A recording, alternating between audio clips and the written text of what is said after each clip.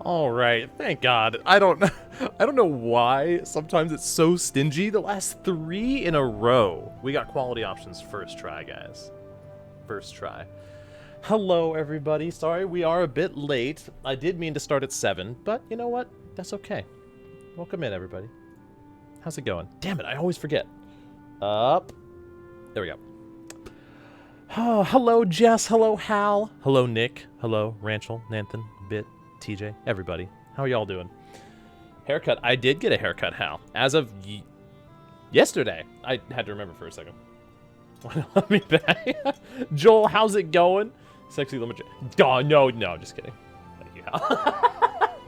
Lumberjack. I'm gonna have to make a lumberjack character in the campaign eventually, just cause.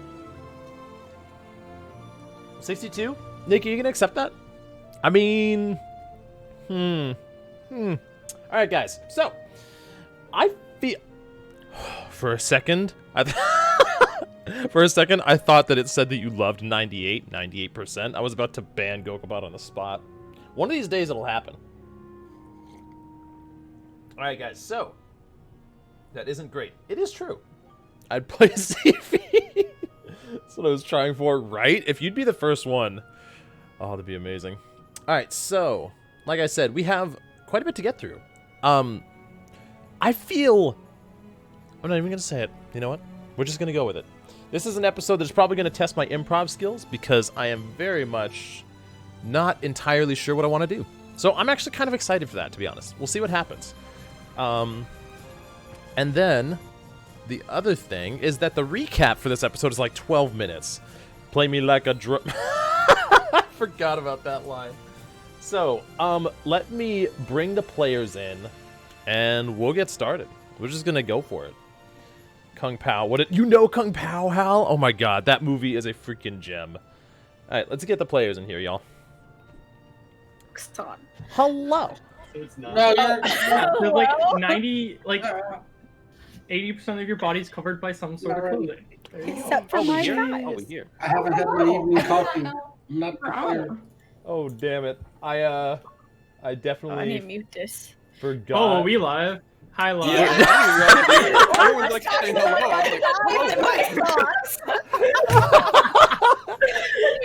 You're distracted with that conversation. Talking about... All right, so give me 1 second. I just remembered I forgot to switch the source over for the recap video. So stream, you're going to be thrown off for a sec. Hold on. All right. This is Did not you the transfer true... it? I did. I just didn't update the source. Oh, So- it's not the true one. All right. Yeah, there we go. All right, there we go. Excuse me. Got it. So the recap's Damn. not starting Oh, good. quite yet. So one thing... Impressive. the good old Nathan burps. If the recap That sucks, wasn't we me, send it Josh. back. That was me. Bet, no. Oh. Wow, that No. you guys have the same burps, all right? I really thought that was for a Let's second. go. Okay, so one thing that I want to touch on before we start.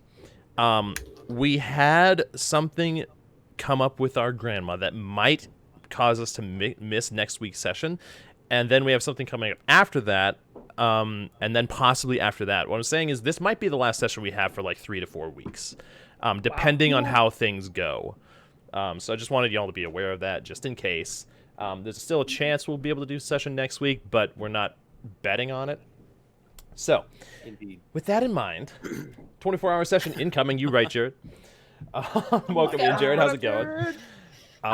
With that in mind, Yeah. I couldn't D&D that long. I would die. Yeah. Yeah, she is okay. She had a long story short, she broke her hip, but has already been in and out of the hospital with a replacement and seems to be doing really good. There's just some time in between that we might have to be there to help her recover. So, yeah, that's all that it is there. 1 sec. Yeah. Everything's good though. Surgery already went off without a hitch. Okay. So it's just recovery time. We'd be there to basically be her rehab for a week or two. But Makes yeah. sense. We'll see. Just left me back. All right, there we go. So give me 1 second, y'all. We have to be right back for like 2 minutes, and then we'll get the recap Copy started. that. All right. All right. Do it this way.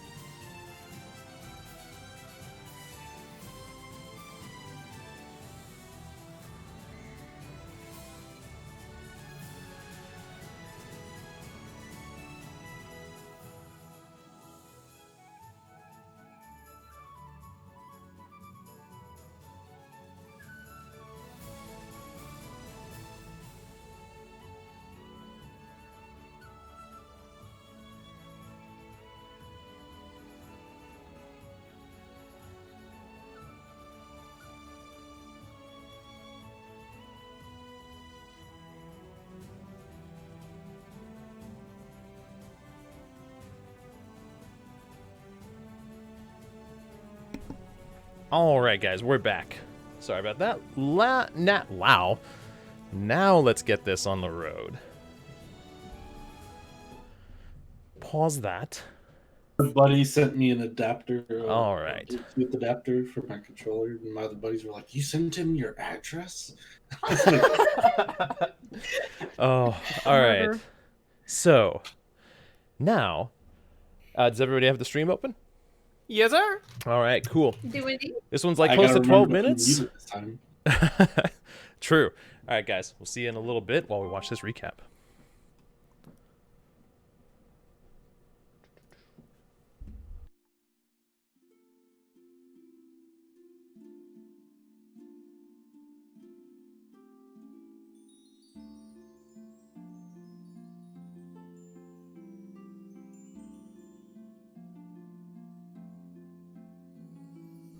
As the party took some time to wind down for the evening, Gar employed the help of Mavis to tinker a bit with the conch shell that Gar gathered from the beach, trying to modify it into a makeshift horn. Mavis made quick work of it and managed to produce a horn that sounded pretty good, though relatively high in tone. The party finally had their first bit of downtime, which they proceeded to spend around a campfire.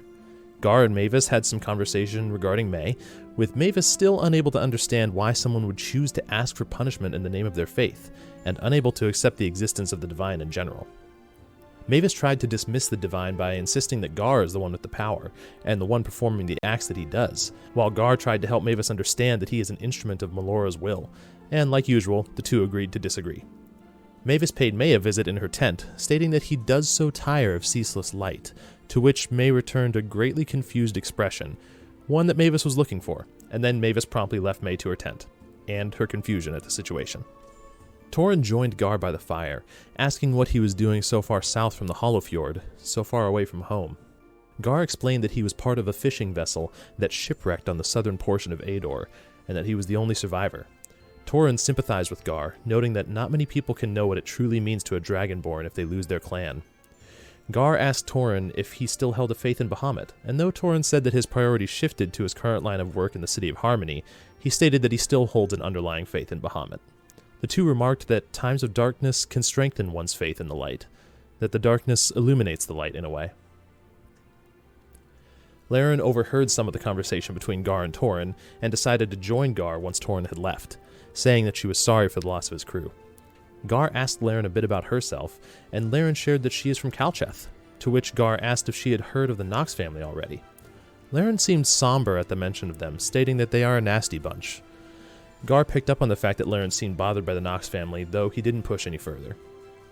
Zeos experimented with teleportation magic, attempting to teleport a small item between two small teleportation circles he inscribed in the ground within his tent. He successfully teleported portions of a dagger from the first circle, however, it did not arrive in the second circle. Cutting his losses, Zeos joined the group by the fire. The group discussed a bit about the First Age, and Zeos explained that the reason most people don't know much about the First Age is because almost nothing has been found intact from its time. He also explained that oftentimes ruins from the First Age are protected by magic, sometimes harmful, which causes many people to be highly cautious of anything pertaining to the First Age. Mavis inquired as to why May seemed so quick to seek out punishment for herself, to which May replied that she only does it to seek forgiveness if she ever takes the life of another. Mavis assured May that the creature they fought on the beach was one of pure evil, though May still felt as though she wished she could have caused it to find redemption. Mavis didn't understand, and tried to see if May also had a pendant on her of some kind, eventually noticing the red prayer beads she carries around with a symbol of two hands crossed over each other, bound by red cord. Mavis insisted that the power probably comes from the beads, and that the beads are acting as some sort of power source waiting to be understood. May stood her ground and insisted that they connect her to her deity, and that until Mavis could understand it, it remains a mystery to him. Zeos asked Mavis if he could fix the dagger that was broken in his experimentation, and though Mavis was perplexed as to how the dagger got destroyed in the first place, he relished the opportunity to tinker on it. Laren asked May how long she had been a follower of Ilmater, to which May replied that it had been the majority of her life, and that she was raised in a nunnery. Laren said that it must be a difficult burden to bear, always looking to take on the suffering of others, but May viewed it in a positive light, hoping that in taking on the suffering of others, they are allowed to flourish. Before heading off to bed, Mavis felt something under his pillow and discovered the missing portion of the dagger. Very curious as to how it got there, and realizing he now had questions for Zeos, but eventually the party all headed off to bed. Mavis had a strange dream in the night involving his different creations as a tinkerer. His creations formed themselves from rubble on the ground. Turrets that he had built began to adhere together, forming some sort of vague humanoid shape, with a consistent sound in the background that sounded vaguely reminiscent of a hammer on an anvil. As this bizarre humanoid figure of misshapen constructs stared back at Mavis, its eyes began to glow red, as a final ting from the distant anvil rang out, and in the darkness of the dream, a single cogwheel stood out in Mavis's vision, glowing a soft yellowish white, and the dream faded. The party awoke the next morning and began preparations to head north, as Gar decided to look for the scout from the day prior, and Zeos quickly visited with Torin to see if there was any new information. Torin simply reiterated what he had said the day before, that this final tether appears to be the most powerful, and to be careful. Gar eventually found the scout, and immediately regretted asking for any help, as the scout seemed to stumble over his words quite often and didn't ever quite seem to stop talking. The scout seemed willing to guide the party the majority of the way to the tower, and though Gar was hesitant, he agreed to let the scout join them if he used as few words as possible when speaking, and with that, the party headed north to the ruins. Along the way, Gar spoke a bit with Zeos about how people seemed to be looking at Gar as the leader of the group. Zeos didn't seem to care whether Gar led the group or not, saying that his time since Sunset Valley has mostly been spent on trying to get back home.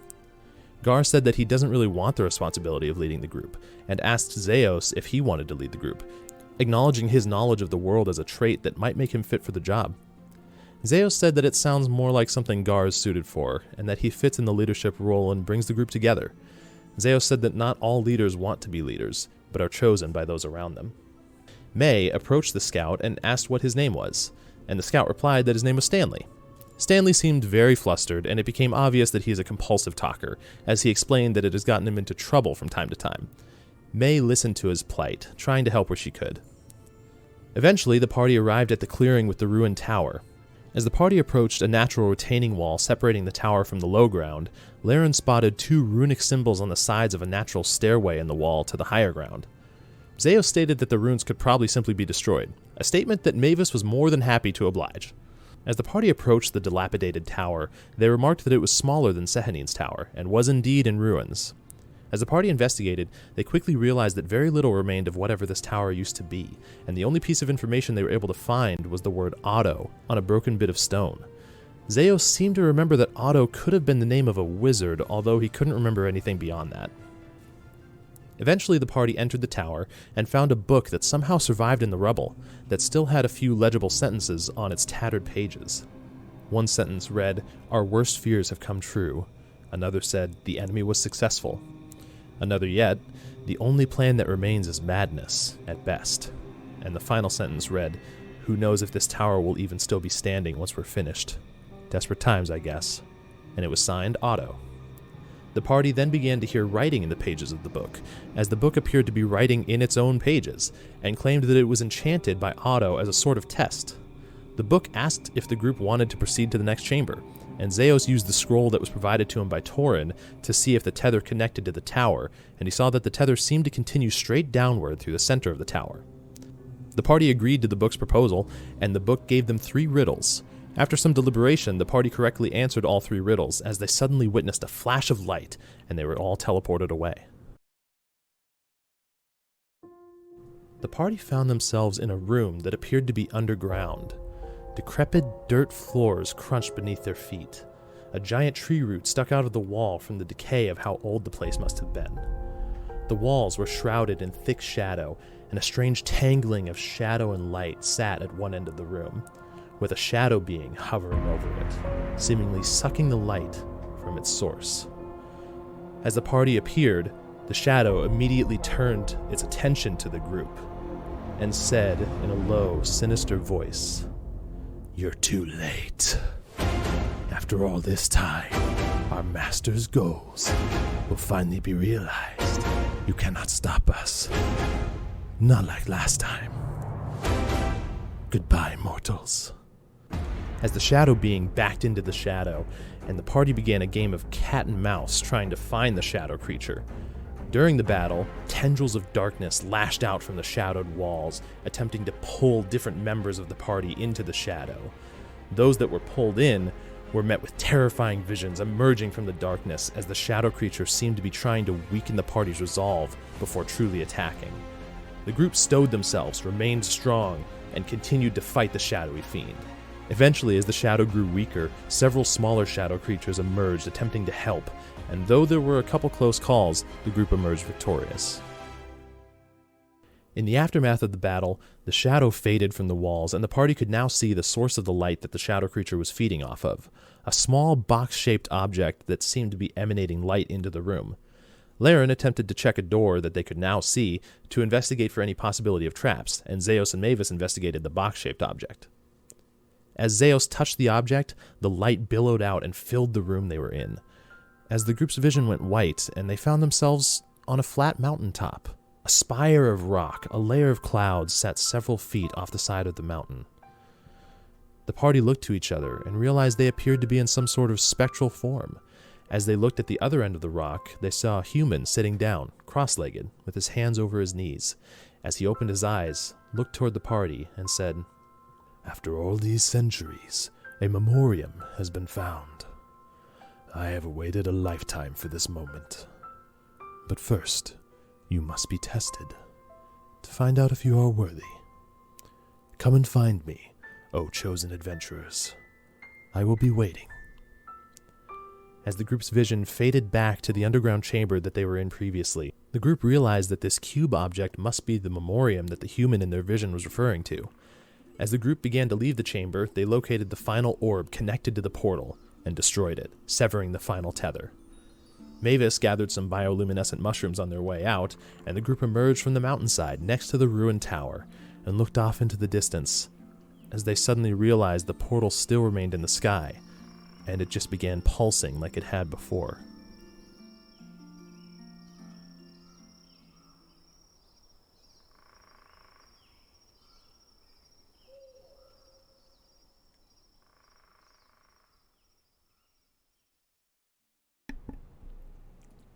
All right. All right. Oh, man. I love these recaps, honestly. They're a lot of fun to make, a lot of fun to watch afterwards. I don't get to watch them during this part. Like, I'm just staring in silence at a picture movie because it would overlap. So Oh, that's right. yeah. So I get to watch it after the fact. Yeah. But It's so still. cool though. So Yeah. now All right. with That's right, I gotta Well download this. done. well done. Wait, what did I hear? Gar, thank you for the 45 bits, my guy. I appreciate that. All right. So now that you guys have happy birthday, Julia. Now that you guys have exited the mountain, you stand out back where you were before, near the wizard's tower, or the seemingly wizard's tower, from what Zeos could remember. Looking out over the treetops, just barely being able to see past the tops of the trees, off in the distance. You can see the portal. Woo. Woo. It did this before, back when you guys first saw it after it left Sunset Valley. Although May, you don't know where it came from specifically. There's just been a dark portal in the sky, and it's probably good to get rid of it, so you know. But the tower's off to your left. The horses are still down just over the retaining wall, tied up to a tree where you left them. What would you like to do? I'm gonna go back to the tower and see if I can find the book that Mavis was interacting with. Okay. Do you want to change this scene? There won't be any need to. So you make your way back to the tower. It looks the same as before. As you approach the tower, walk inside, kind of mess around in the rubble. Make an investigation check for me. First roll of the day. First roll of the day. I don't have my character sheet. Oh, I don't need the good call. In before 8, he's calling it. Zeos has like a +4 to his investigation. 14. Good try, Jared. That one where Jared called it on the spot. So 14. You make sure to pretty thoroughly check this place, and it's not right where Mavis was standing when you first left. It's not just laying on the ground. Take some time to kind of brush some of the rubble away, even like turn over some of the broken wood from the dilapidated desks and chairs that are all over the place. This thing is gone. whatever it was, it appears that once it finished its purpose, it disappeared. Is there anything else I find? I'll use the same investigation check. Looking around the room, I mean, if this was truly from the first age, the current year is 1262 SL, or Second Lands, which That means was it's... my assumptions from the initial conversations from the last session, was that this isn't a first rune. Right, okay. Well, So, either way, it seems like centuries old, like just from the relative state of this thing. Anything that could have been useful here before, it looks like it wasn't necessarily the tower itself that was useful, but rather what was being hid beneath the tower, the memoriam that you guys found. okay. So, yep, you Well, I make your guess way back that's to the group. maybe a good sign. It's back to pulsing again, Or bad. but it's still there. Well, that's what he was doing before, and then it stopped, and that's when we saw the tethers. Well, we didn't Whoa. see the tethers till... Yes, we didn't know about the tethers until Torton Yeah. told So us. we don't know if the tethers were there before or after it stopped pulsing. It's true. The first place. Either way, we destroyed what was connected to it, so that's got to be good. But We it's still just there. checked with Torton. I hope so. See what he suggests. Yeah, he probably knows better. All right. About how far was it again of travel to It get took to you where we are? guys about a couple hours on horseback. You estimate it was Okay. probably about 20, 30 miles at the most, and because horses, like when you got them on a bit of a trot in between a gallop, like they could travel pretty far, pretty fast. So, Okay. I thought horseback travel was like 30 miles a day. no, that's like on foot at fast pace. Like if you, I'm trying to like think about it logically. A horse can probably make a good 10-mile-an-hour pace pretty easily, right? Like after 10 hours of travel, that would be 100 miles. So I don't know. I'm gonna have to look up more about that. But either way, it took you guys a couple hours to get here. Okay. According to got it. Google, 100 miles is how far a horse can travel in a day. For a fit endurance competitor, a typical trail horse can do 50. So I don't know what these would be, but Pretty good. Well, that would be like in sprints, right? So yeah. they wouldn't be able to sustain that for 10 hours. So, I mean, how Is far it are like- we going anyways? Yeah, I mean, with how far we're going, yeah. Yeah. We're only like Um, 10 miles away, so they can it's definitely travel. about 20 about miles away. 2 hours. Yeah, 20 to 30 But- miles, somewhere in that range. And then what time is it right now? Right now- Guesstimating, like As you look up at the sky, it seems maybe about noon. Okay. noon. Yeah, thereabouts. You guys Oh. left out pretty early in the morning, and it was like the I first messed thing you up on did. that picture then because I put it as nighttime. That Oh, was you my did. bad. I didn't even think about that. That's fine. That's Yeah. fine. It's That's so fine. It's like Tis what it noonish. Okay, then yeah, we can totally head back then. Yeah. Did we do a long rest before last, or at the end of last session? Or? Not Okay. yet. Nope. Nope. Okay. Could not remember. Well, For being How long are ruined- my... Sorry. I was gonna ask, how long are my hit points plus 5? For the 8 Oh. hours, and Gar cast that at That's like right. an hour ago, I think. It was when you first got to the tower, so I'll say it's still a 7 So in hours 8 left. hours, remind me of that. Sure. I'll post it again so everybody can see it. Okay. Make sure just to recover the spell slot, because it'll use one. I made it not consume one as I cast it because I don't have spell slots to cast. Perfect. All right. Alright. What was that, Mavis? Oh, that's why it keeps doing it. It's a for being a ruin of the first age. It's it's all right. Well, I don't It's a- think it's this alright. is a ruin of the first age, Mavis. What In gives my you that? understanding and studies, this does not give me that vibe. So what would classify a ruin of the first age, based on your research? It's complicated. Try me. Well, first off, the best things I can give you are what the Arcanium would have, which is a great library, The Arcadian. but Have I heard of this? Mavis. I doubt. I mean, Actually, I've lived in a, everybody in a can go hole ahead. my whole life. Everybody, go ahead and make history checks, Roger, Roger. Ooh, everybody. except for Yeah, Zeus. boy. except for Zeus. Yeah. Mavis! Gar! Shit. Okay. Alright. Well, Um. here. So. Larry, No, hey. wrong suit. Mavis and Gar.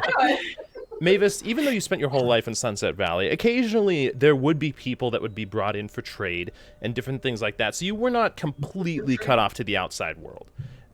Anybody that was brought in for trade, their memories were wiped of the situation by those runes on the way out. So it was very rare that people would be brought in. Mostly people were sent out and would come back that could be trusted.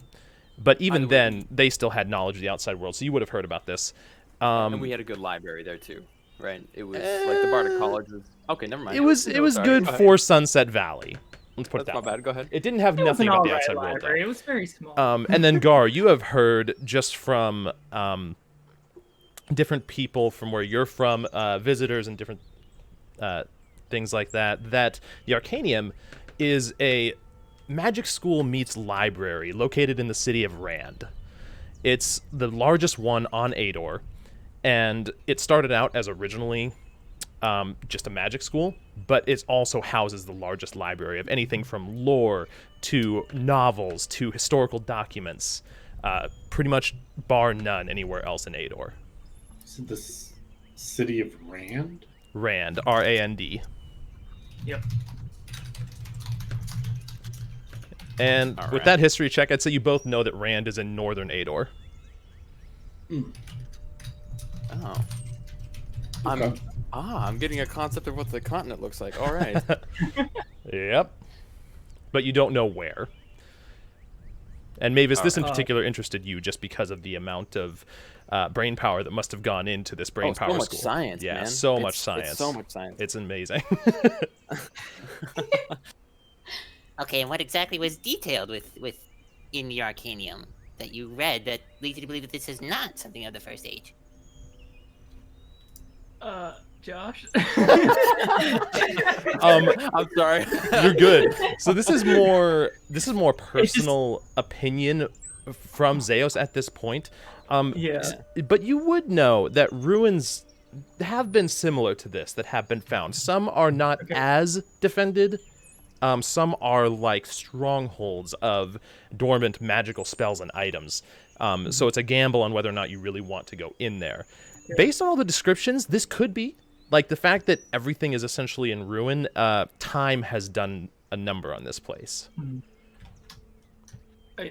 It could be, but I don't know. Something about it just makes me feel like it's not, but I'm unsure. So it's an opinion, not fact.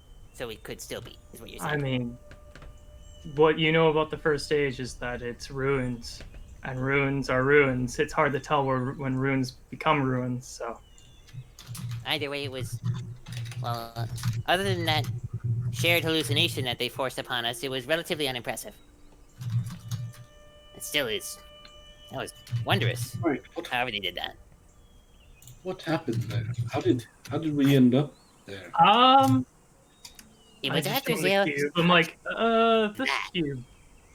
As you take out the cube, you see that Zeus is holding a cube with, on every face of it is like a recess with concentric like box shapes that continue in towards the center of the cube. Does it actually indent, or it's just an image? Of it like indents. Okay. Yep. May I see it? Sure. I hand it to Gar. Sure.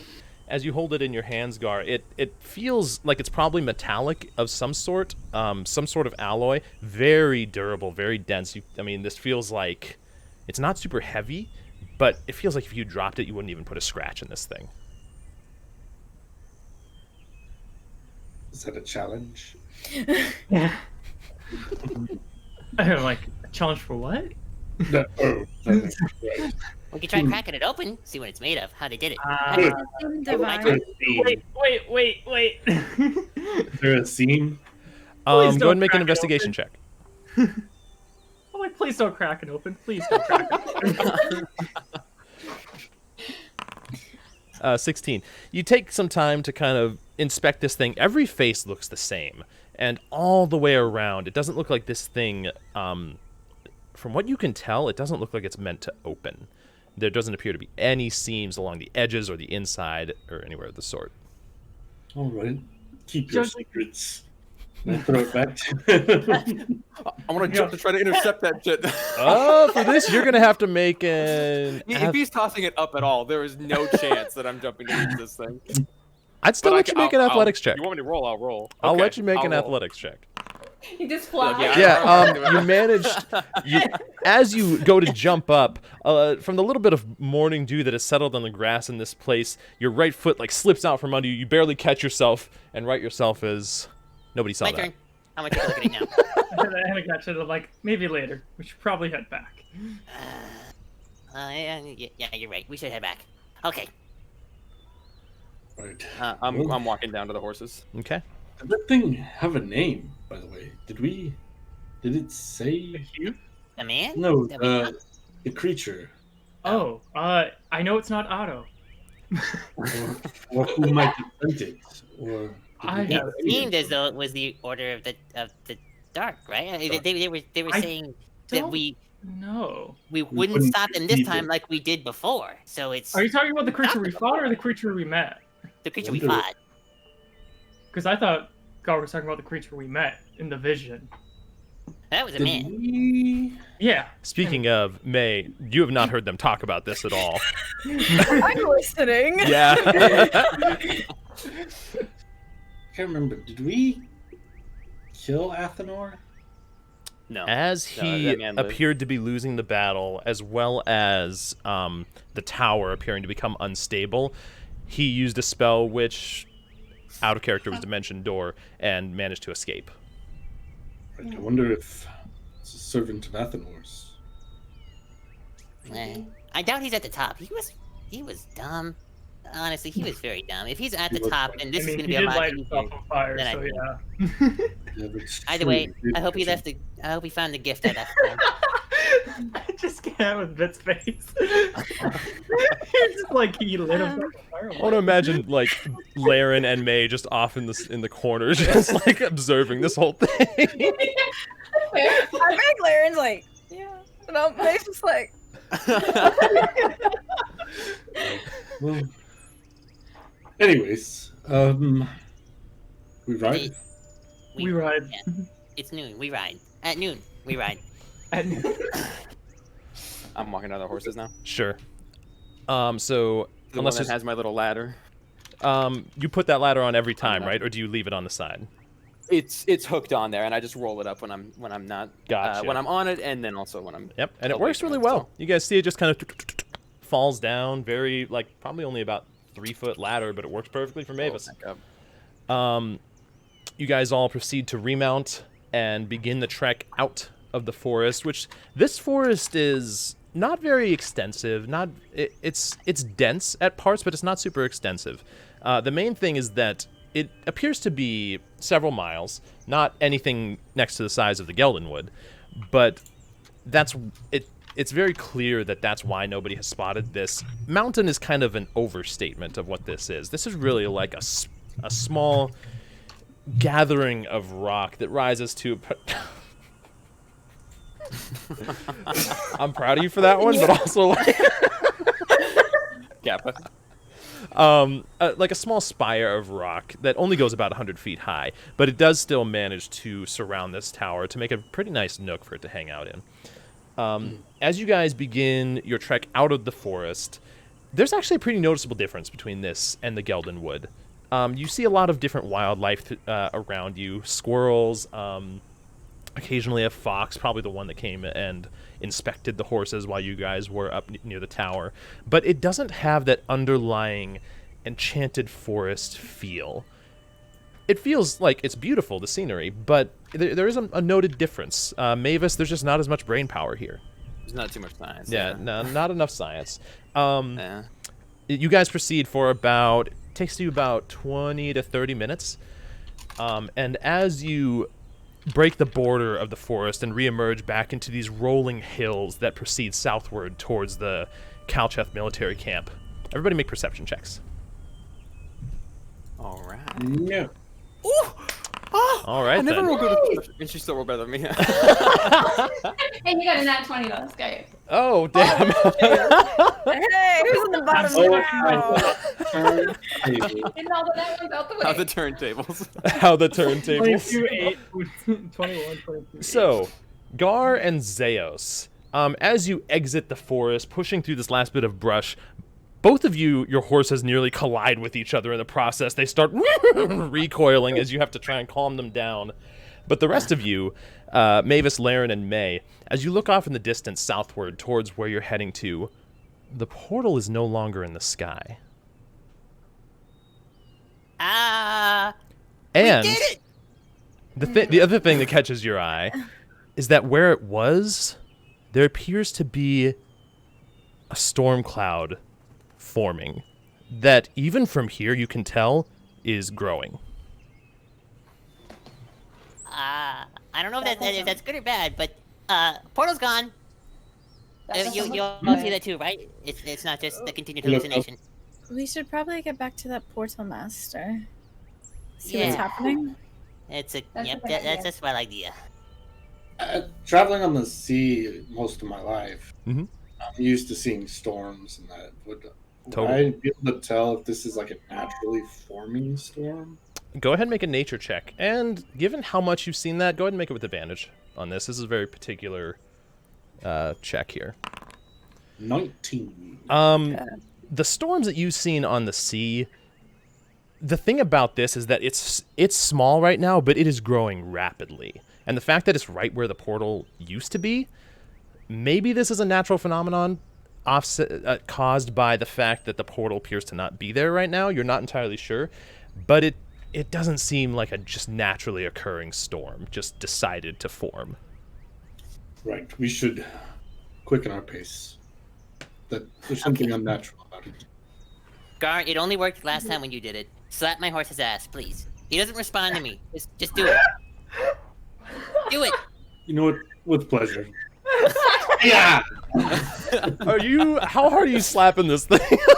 I'm giving it a pretty good whack. I didn't expect to not say even, that like, this session. One finger's like claw to like give it a little prick. Oh, damn. Okay. I didn't say to impale my horse. Mavis, make a strength saving throw for me. Just athletics check. Athletics check. Athletics. Oh my god. That's a -2. He needs to make himself a seatbelt. Yeah, for real. Oh wait, I'm sorry. My strength was reduced by 3 during that last fight, so that would just be a straight 8. So it's not much better. But, That actually, still it's is. still reduced. You do all still feel that weakened. Copy Your that. strength modifier was not reduced, just your strength score. Was that for all of us? So it would what- only be reduced by 1. People that got Unless you have What? odd Yeah. number. What was your strength before, Mavis? it reduced me by 3. I'm almost certain, and I had 10, so I'm down to 7. Okay, then yeah, that's a negative yeah. 2. Okay, so 6. As you feel this weakness still on you from this fight with these shadow creatures, you're not prepared for this sudden burst from the claw of Gar as he slaps into the rear of this horse. It lets out a whinny that kind of echoes backwards throughout the forest, and as it takes off, you try to hold on, but it's like... Can I try to Can I try to grab catch the him? acrobat? I would also try to catch ladder? I want to Okay. try to grab the ladder first. Like, The ladder, it's okay. it's rolled up on his back. I'm gonna try Given to- the way this is grab going, it. make an acrobatics check with disadvantage. Okay.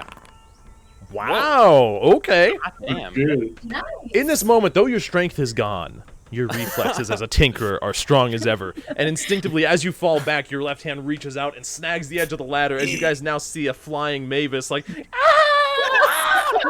as his horse is taking off like a bat out of hell southward. That's good speed, buddy. Keep it going. And he's now like 100 feet past beyond you guys as the rest of your group is sitting there. I slapped my own horse's ass. Yeah. Sure. You just hear like a more and more disconnect. As you guys one by one begin to catch up, Mavis, it doesn't take very long for your horse to calm down again. You manage to climb your way back on barely. Oh my gosh, that's amazing. And as the group slowly reforms, Mavis, this horse seems like He hates me. I know. tolerant of you. It doesn't Oh, seem like okay. it likes you, but it doesn't seem like it dislikes you. It seems like it's just being a horse. Like, I Yep. don't know how to describe it. I'm Just a horse. down, okay? But as you guys continue to travel southward, about an hour passes by. Throughout this hour, all of you, but Gar in particular, since you're watching it, notice the storm continue to grow as rain begins to fall as you approach. The sky begins to grow dim, a strange and somewhat beautiful contrast of this dark sky above you as the sunlight from the east pours in over these rolling hills, kind of reflecting off of the grass as you're riding straight into a dark storm overhead. About another 30 minutes pass, and the storm does begin to grow more dense. As eventually you start seeing off in the distance. Well, actually, everybody make perception checks. All right. Girl, I'm holding my prayer beads. My This ain't next right. Let me get some. Damn, we twinning. Zeos, this time you're the first to notice, though Laren, you're quickly behind him. Off in the distance, there appears to be figures of people running. And from here, actually, now that you're close, off to your right side, which is off to the west, you just managed to catch the outcroppings of what must be Calcheth. It is indeed a small city, but a large town. And you can see these figures running towards there from probably what is the military camp. Can I make out the military camp, or just make out? Not yet. You're about another 20 minutes away. And this storm is it centered above a particular place, or is it all pervasive now? At this point, it's difficult to tell due to how large of an area it's covering. Okay. But if you had to guess, it still looks like it's centered over the military camp. As you look off in the distance, and you kind of see one of the figures, like, waving off towards you, and near, you can see this. Calcheth? Probably about a couple 100 feet off. You can see him moving his mouth just barely, but you can't hear anything with the sound of wind flowing through and thunder high up in the sky and rain starting to pour down now. I'll say, over there, to the rest of my party. As you all, there's someone leaving us on. as you all look over in that direction, you do indeed see somebody that is now walking towards your group. And as they get closer, you now realize that it's Stanley, who seems to... He has his two friends that he was... that were part of his scouting team that are waiting off for him, that have continued on, actually, at this point, towards Calcheth. As he approaches the group, you can see him call out, "What are you all doing out here? It's storming terribly!" Well, right, thanks, Captain Obvious. We've all evacuated, except Torin. He's still down there with the portal. Why That's where evacuate? we're going. The portal. Yes, it went down to the ground. We're all leaving. There's nothing we can do. To the Into ground. the ground. What do you mean? I have to get Well, I'm back. going the opposite direction of you, so goodbye. I'm already taking off towards that thing. Yeah, I'm trying to turn my equine around. Sure. You guys resume and now kind of pick up your pace even more as Stanley heads off towards the direction of Calcheth. Were you going to say something, Nick? No, Gar was just saying under his breath, "What the hell is happening?" Yeah. As you guys get within about... like I said, these are rolling hills, and particularly where the military camp was set up was at, like, in between two of these hills. So there was high ground surrounding it. And as you approach, probably a mere couple 100 feet off, you begin to see now a purplish glow with light, like, emanating over the hills. As you crest over the top of the hill, you see the military camp, but tents are torn down. Not intentionally. These are shredded to pieces. It seems like some of the walls are absolutely just scattered, blown down to the ground. As you see in the center, a single humanoid-like figure with a robe on, currently with their hand outstretched towards the portal, a beam of light surrounding the portal coming from this figure. And from this distance, it does seem like Torin's general, a Dragonborn. Double timing it, baby. Yeah. Yeah. And you guys don't have to use the same gate as before, as now some of the walls have been torn down. Wait a second. Does it look like torn down from wind and not like a creature, right? like, we don't see like claw marks through the tents or anything like that, right? It looks like it's just decimation from wind. Due to the heavy rainfall in this area and the amount of wind and everything going on, Mavis, go ahead and make an investigation check, but with disadvantage.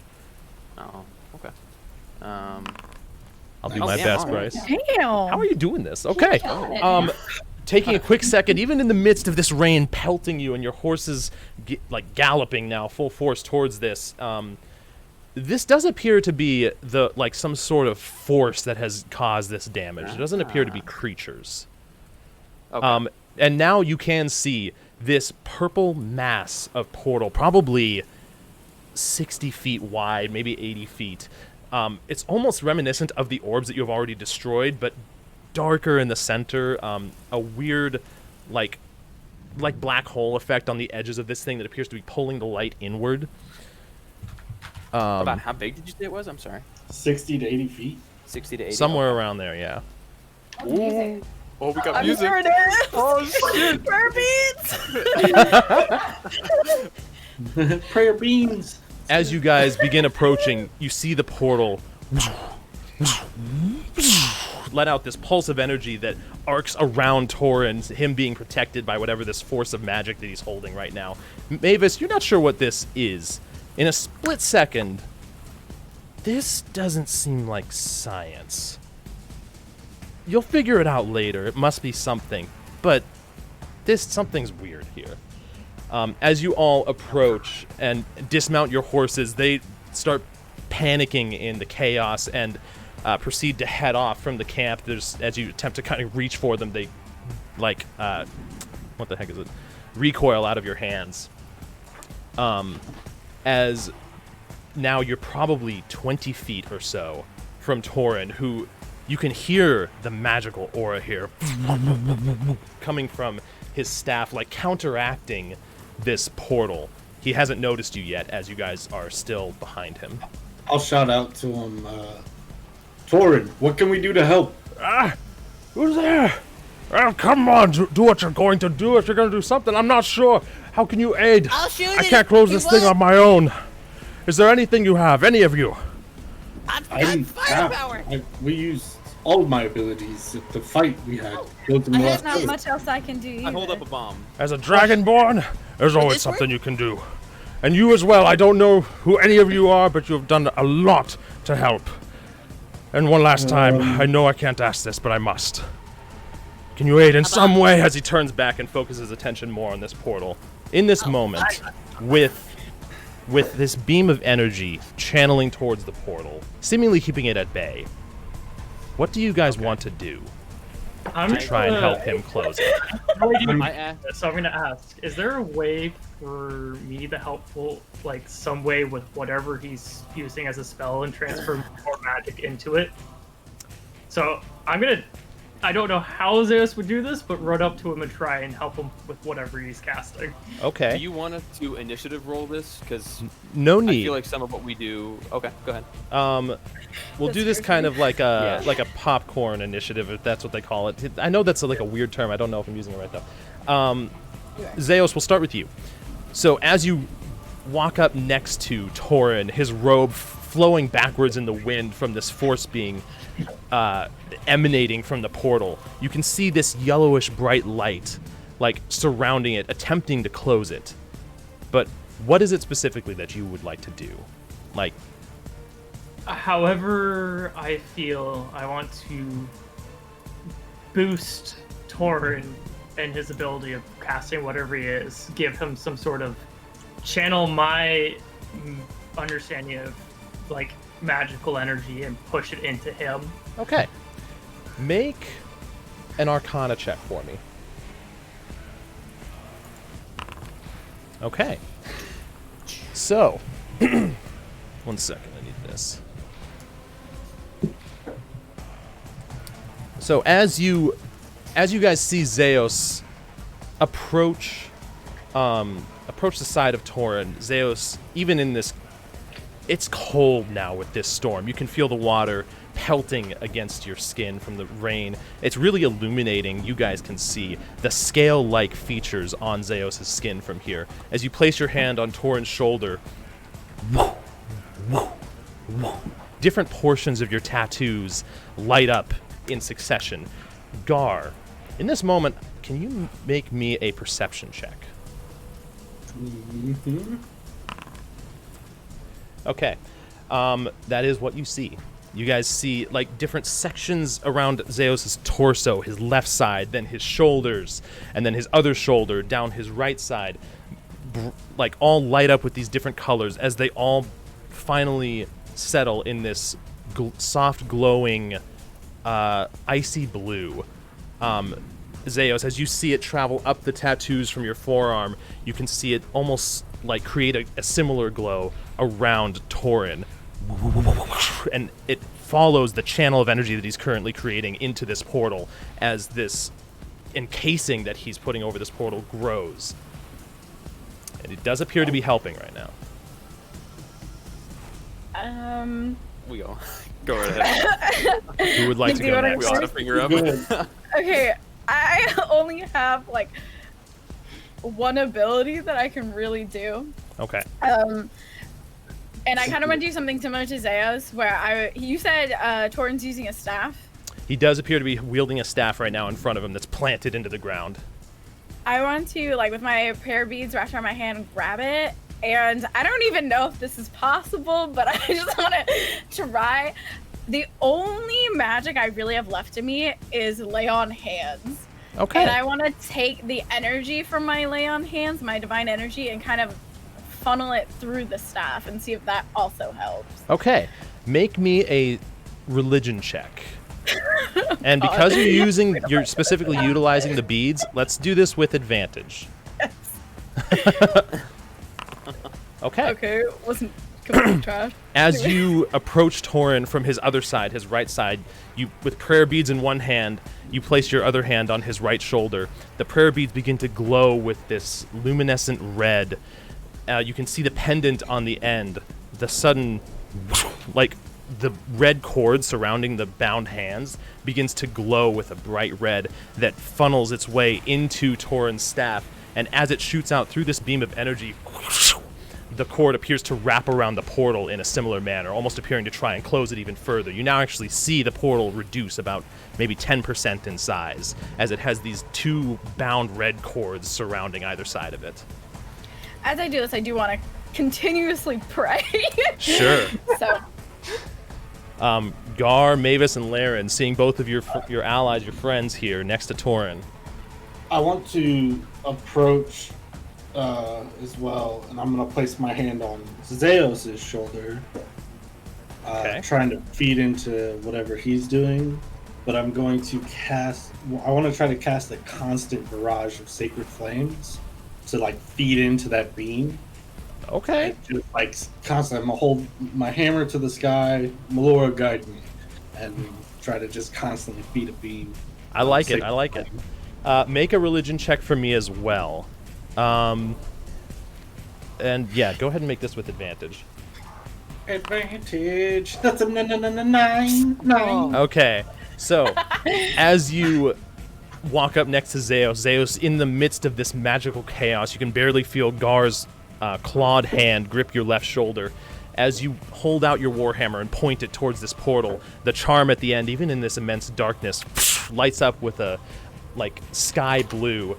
You look up in the sky and you begin to see portions of raindrops collect and almost like form waves within the sky as they coalesce together and slam down into the center of this portal. It appears the portal is almost like warding away the water in a way. Like, this isn't making it any worse. This could be helping, but it appears to be a little bit resistant. Perfect. Is Laren and Mavis, as you both look at each other. okay. So, quick question. You said that Zeus turned an icy blue, and he was forming a thing around it. Does it look like it's trying to form like a frost circle around the portal? Does that look like what he's trying to do, or This looks more like he's attacking it? Because Mavis wants to blow it up, but if he sees that he's trying to contain it, he would feel like that would damage the container rather than the portal. Make an intelligence check. Okay. Use your brain science. Oh, brain, don't fail him now. Okay. So, in the midst of this doesn't appear This appears like they are trying to collapse the portal, not contain.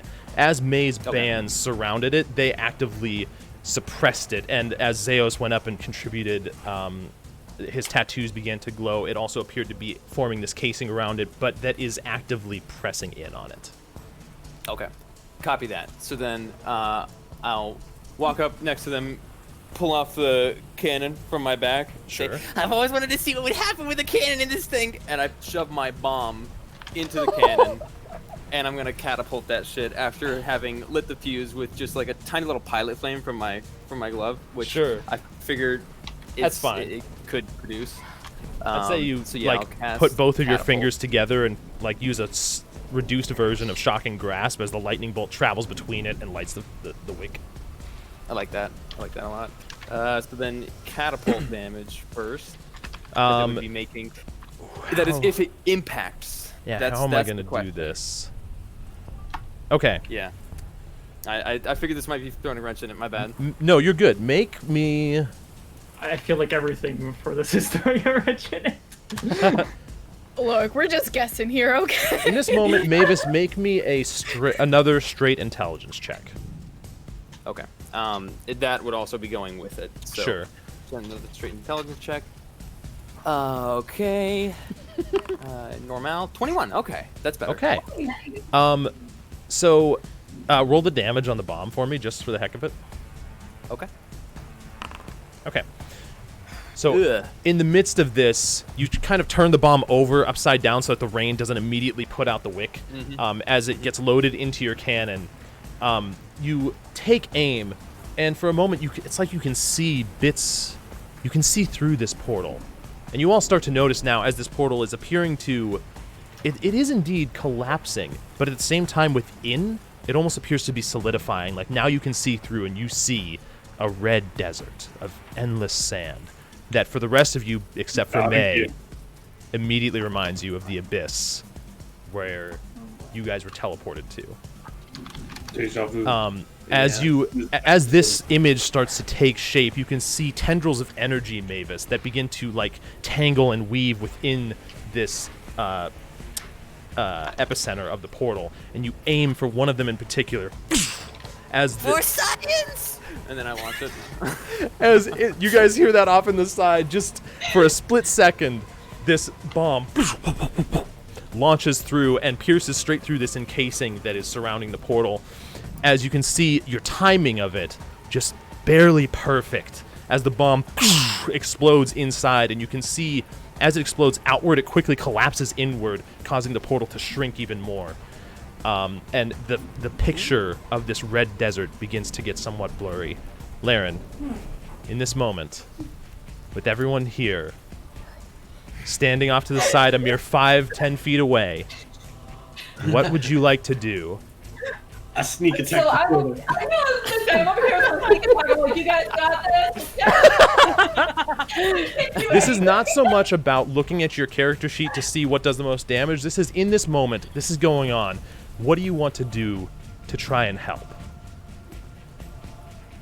Does Laren have daggers? I can't remember. I do, yes. She I does. did think about throwing a dagger at the portal, but I don't know if that would mess up the encasing they got going on. Like, I'm really curious. Shoot. Do I roll damage for catapult, by the way, Josh? Because no. Did it make impact damage? Okay, never mind. It appeared this thing is amorphous in nature. It couldn't impact on anything. This wasn't so much about it doing bludgeoning damage as timing the explosion of the bomb just right. Gotcha. Copy that. You didn't blow yourself up. Success, baby. For science. Sorry, Rachel. Go ahead. No, you're good. Yeah, I would walk up to them and stand with them for sure, and Okay. toss my rapier at the thing. Your rapier. Pray to God. Rapier. Wait, is that all I have, or do I have a dagger? You have a couple daggers on you. You guys are a mere probably 20 feet from the portal. And as you approach, you can feel the force of this portal like pushing back towards you. And like you can't really get closer than 20 feet probably. Okay. Yep, I would throw a dagger. Okay. Oh, 1 second. Oh my gosh, I do. I need to move that to my skill bar. So for this, Laren,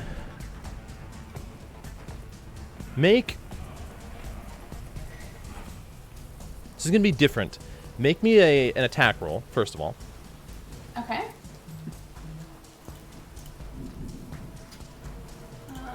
Let's see. 1 second here. All right. Okay. So as in the heat of this, are you standing to his right next to May or to his left next to Gar, Mavis, and Zeos? I'll be standing next to May. Okay. So on her right side, as you walk up next to her and take aim, kind of grasping her right shoulder, as you hold up the dagger, I need you to make me a perception check. Okay. Let's go, Laren. And actually, all of you make perception checks at this point, but the rest of you with disadvantage. Aw. Okay. Oh no. Ah. Wow. Wow. Wow. Is this something rolled- I could hear, or is it sight-based? Because I would think that I was praying with my eyes closed, so Oh, this is sight-based, so then I just won't roll. okay, sure.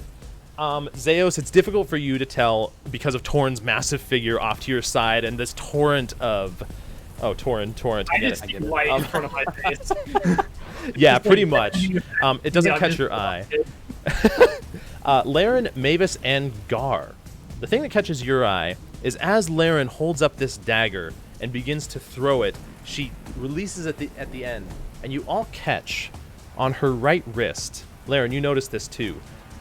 A subtle glow of a symbol begin to appear that looks kind of like possibly leaves. You're not entirely sure. It looks like it could be some sort of maybe leaves or trees or something of the sort that glows green for a split second and then disappears. Laren, as you release the dagger, it travels towards this portal, and as it makes contact with it, you see a similar form of green light up as the dagger disappears within the portal, and the encasing around that has been forming connects on the other end. As it begins closing in, I need to make a check now with Torrin. Ooh. Got this Come on, torn. Torrin. Portal Master. So I'm praying for you. I'm shooting bombs for you. I'm doing that a whole lot for you. Torrin, take my energy. So, 1 sec. Oh, what the heck? Did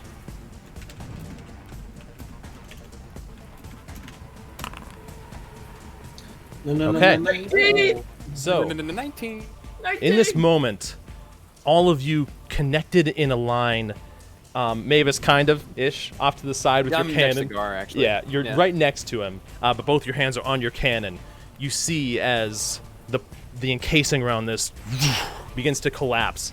Torrin, you're not staying here, as he pushes forward with his staff. Another pulse of energy travels through, collapses even more. Come on. One more time. Together.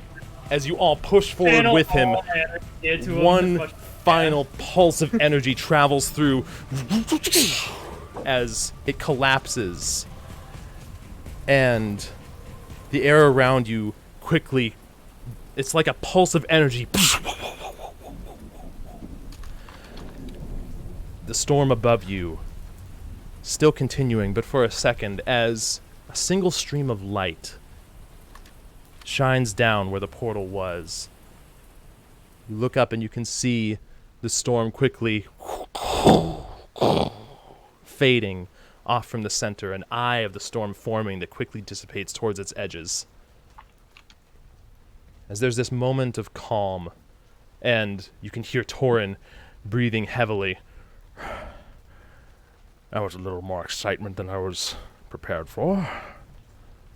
That was awesome. We did it. It's Glad Portal's you gone, won. right? As you see him kind of like twirl his hand in the air, and Zeos, you can now tell his eyes grow this like crystalline blue as he stares up at the sky, down towards the ground. He gets a little bit closer, adjusts his monocle as he kind of straightens his robes that he has on. I don't see any remnants anywhere. I do believe. But we're heroes. I do believe so, Master Mavis.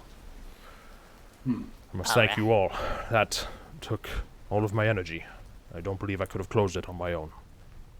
Well, you got it started, though, and helped see it to its end.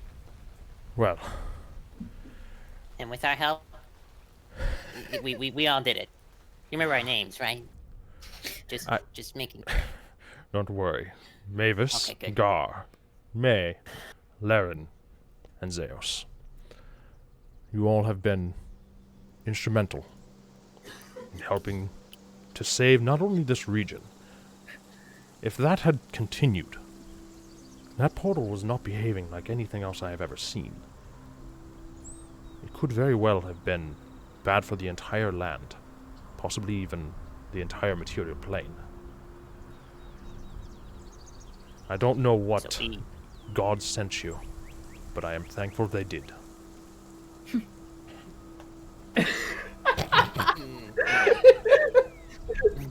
I look over at Mavis and just see his like pain from hearing that, and I just had a grin. The only that- unfortunate side, as he looks around, and you now see in the rubble of this, you see several dead bodies of people that must have been here when this first started. Guards laying on the ground in their armor, probably 10 to 20 of them scattered throughout the camps. Some of them with missing limbs. Make an investigation check. Do I see Gork? Make an investigation check. Perception check for this one. It'd be pretty hard to miss Gork. It would be. And I missed Gar, him. Gar, in the midst of this, looking around, you see, you just barely catches your eye, heavy, like, footprints, big footprints in the ground that appear to be heading north. You barely catch them, but you definitely don't see any sign of Gork in this region. Mavis, taking a quick moment to kind of survey the land around you, Commander Aethys stood out. Like, he had much more formal, what's the word I'm looking for? Not proper, but, like, good-looking armor. It looked very well made. It looked like regal or something. Yeah, exactly. It kind of made him stand out among the rest, and you Okay. don't see that anywhere. Okay. These were lost when it first dropped. As the final tether was severed, the portal appeared to become unstable and feeding off of whatever was nearby. An unfortunate side effect that I did not see. But it was also inevitable. It was feeding off of whatever these different sites must have been before, and then chose those around it as a last resort. They will be remembered. Their bravery. I thank you all. Unfortunately, I believe we've won the battle, but not the war. What do you mean? The portal is gone. I don't see any remnants anywhere. Something a creature said to us. A We wouldn't creature? be able to succeed. Yes. Creature Wait, it- who was shadow and evil. Big, I- pure evil shadow thing, and kind of ugly. But we killed it. I hadn't even It thought wasn't. to ask after everything that's going on. You must have... I mean, I know you were successful, but what did you find? I mean, was it indeed ruins from the first age? Were the scouts correct? Some of us don't think so. Others aren't sure. don't I know am what of the about lab. first age. And did you find anything? Anything else? Or just the anchor, the tether? I'm looking Yeah. back and forth, like, do we show? I I'll look look up, to Zeus. yeah, He's the one who has it. after all that energy was expended, I'm sitting on the ground in exhaustion. I'm like, we did. Oh my gosh, I would give Theo some water. Gar, make another perception check for me.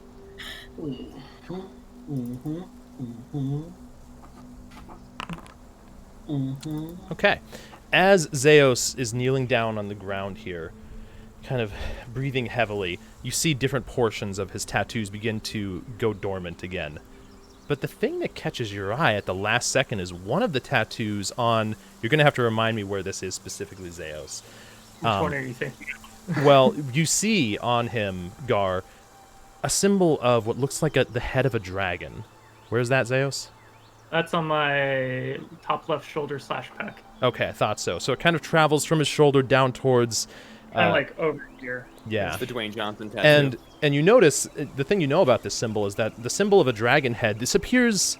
It's obvious why you haven't seen it yet. It's not solid in its construction. It's almost like several lines that have been formed together from this tattoo to kind of make a vector image, almost, to use like coding terminology, of like the head of a dragon. And you know this to be the symbol for Bahamut. Bahamut, yeah. As finally that one as well goes dormant. Okay.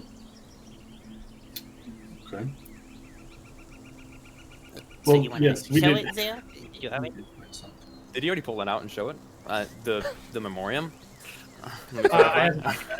I was doing something. I'm gonna DM this to Nick. You see that?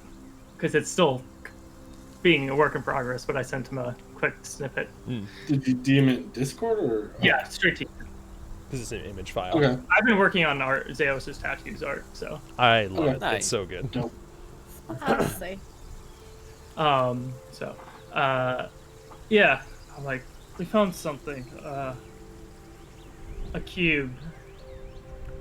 Cube.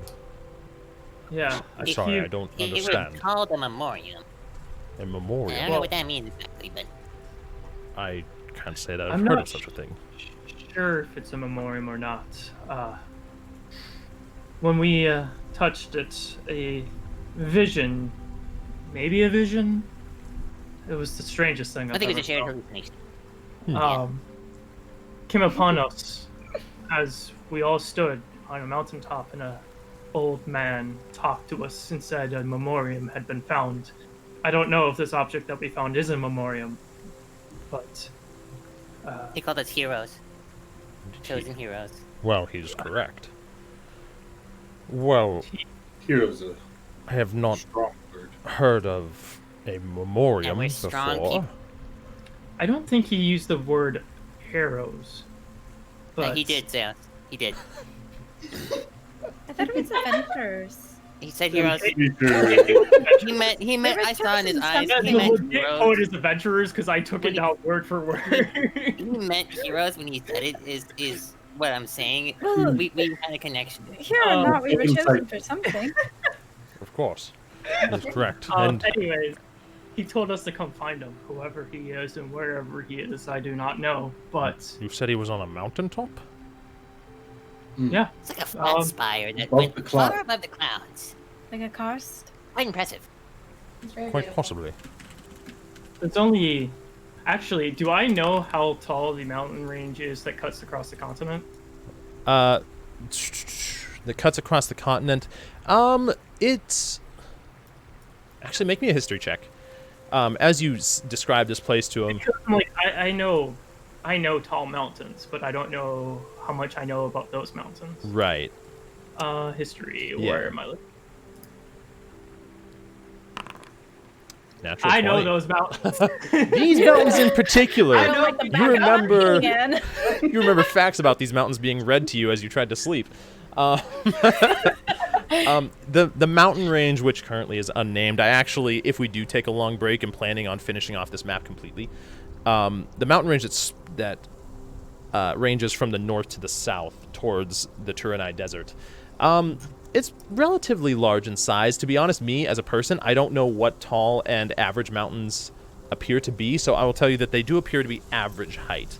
They don't particularly seem to break the cloud cover at any point. And the other thing about it is they're very much mountains, wide mountains. And the thing about this that you do remember is it was like a spire, like straight up and down, like May described, a karst. Okay. Are there any mountains that seem familiar to me in my knowledge of mountains? Now that this is all in your mind, I'd say Zeos is probably the only one. You can make a history check, but it'll be with disadvantage. Okay. Oof. Okay. 18 then a 2. Yeah. Just from the general surrounding, it probably isn't in the desert. But beyond that, like, My memory of the thing, did it look snowy? it did not appear to be snowy. And even though you were this high up, like, the air was chilled. It was very much high elevation. But actually, no, you were in some sort of spiritual, spectral form. So really, you couldn't feel anything around you. You could see as though you were there, but you couldn't feel the rock beneath you. You couldn't feel the air or anything like that. From the way you described it, it didn't sound snowy or deserty. It just You sounded didn't like see any snow. Okay. So, We're above the clouds anyway. yeah. Ring any bells to you, Torn? Wait, sorry, what'd you say? Does it ring any bells to you, Torn? Unfortunately, not at all. Out of character, that means I rolled a natural 1 on his history check. But anything like that, or anything of the sort, perhaps you could find information for it in Calcheth? I doubt it, though. But Harmony, you may be able to find some. The man told us to come and find him, and then didn't give us jack shit on how to find him. Did he seem like it was Very important? ineffective. Sounded relatively important.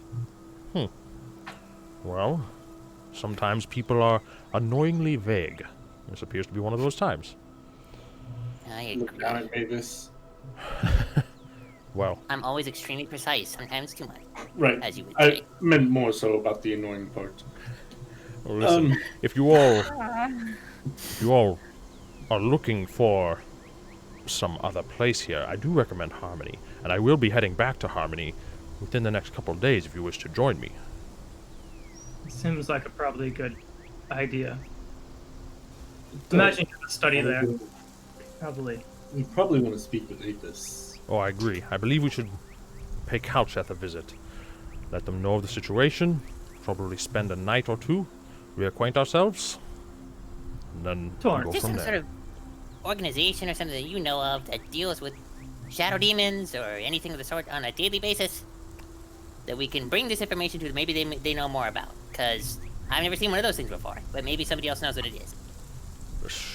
I can't say that I have heard of such things, but again, Drat. I have a very specialized field. I've spent all of my time north, to the far northwest, or in Harmony, and it has been focused on portals.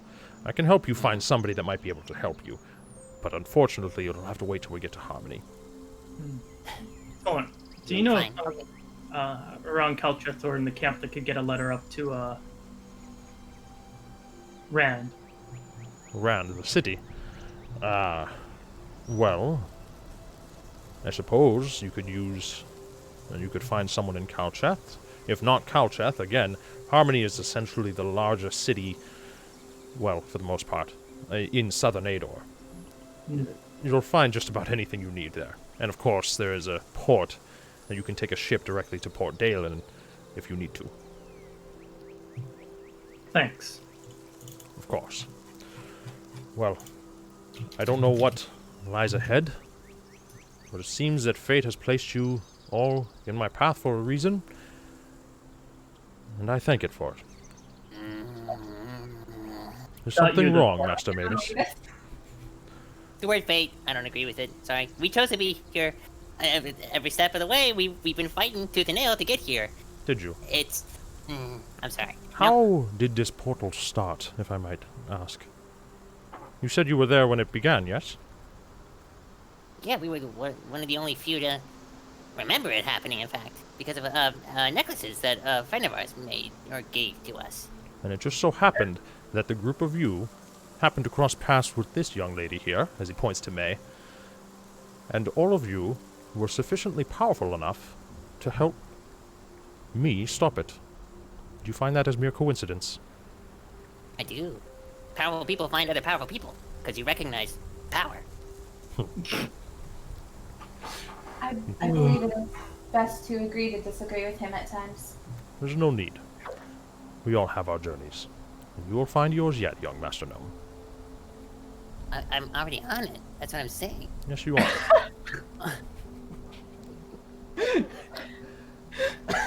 Okay. Well, I suppose we should head north to Calcheth. Right. Fill them in.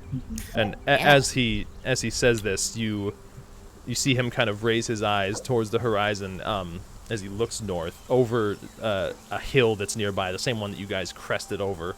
As you see now the form of a human, very nice looking armor, and immediately recognize this as Aethys, as he appears to be surveying the battlefield, looking from one end of the camp to the other. And Torin kind of waves him down. Appears he returned, of course, to... Where did he leave to before, when all this happened? There was nothing that anybody could do. I told everyone to leave immediately. He tried to get as many people out as he could, and he saved many lives that would otherwise have been lost. Makes sense. Speaking of the lost, I know what that... do you do with the dead? Well, and as you look up now, you see one guard, two guards, slowly cresting over this hill, like next to Aethys, as each one of them begins joining in his clearly somber surveying of the land, as Aethys begins walking down towards you guys. I know he can come off as, well, a hard ass, but he's an honorable man. He did the right thing here. If he had not helped the others escape, and simply gone down with the ship, so to speak, as he kind of, like, eyes you for a second, Gar, and then immediately regrets saying, like, that particular idiom. Many more could have died. Either way. As Aethys slowly approaches the group. What happened here? You closed it, obviously. Yeah. Torin, how did you close it? As he looks over at all of you. These were instrumental in helping me close it.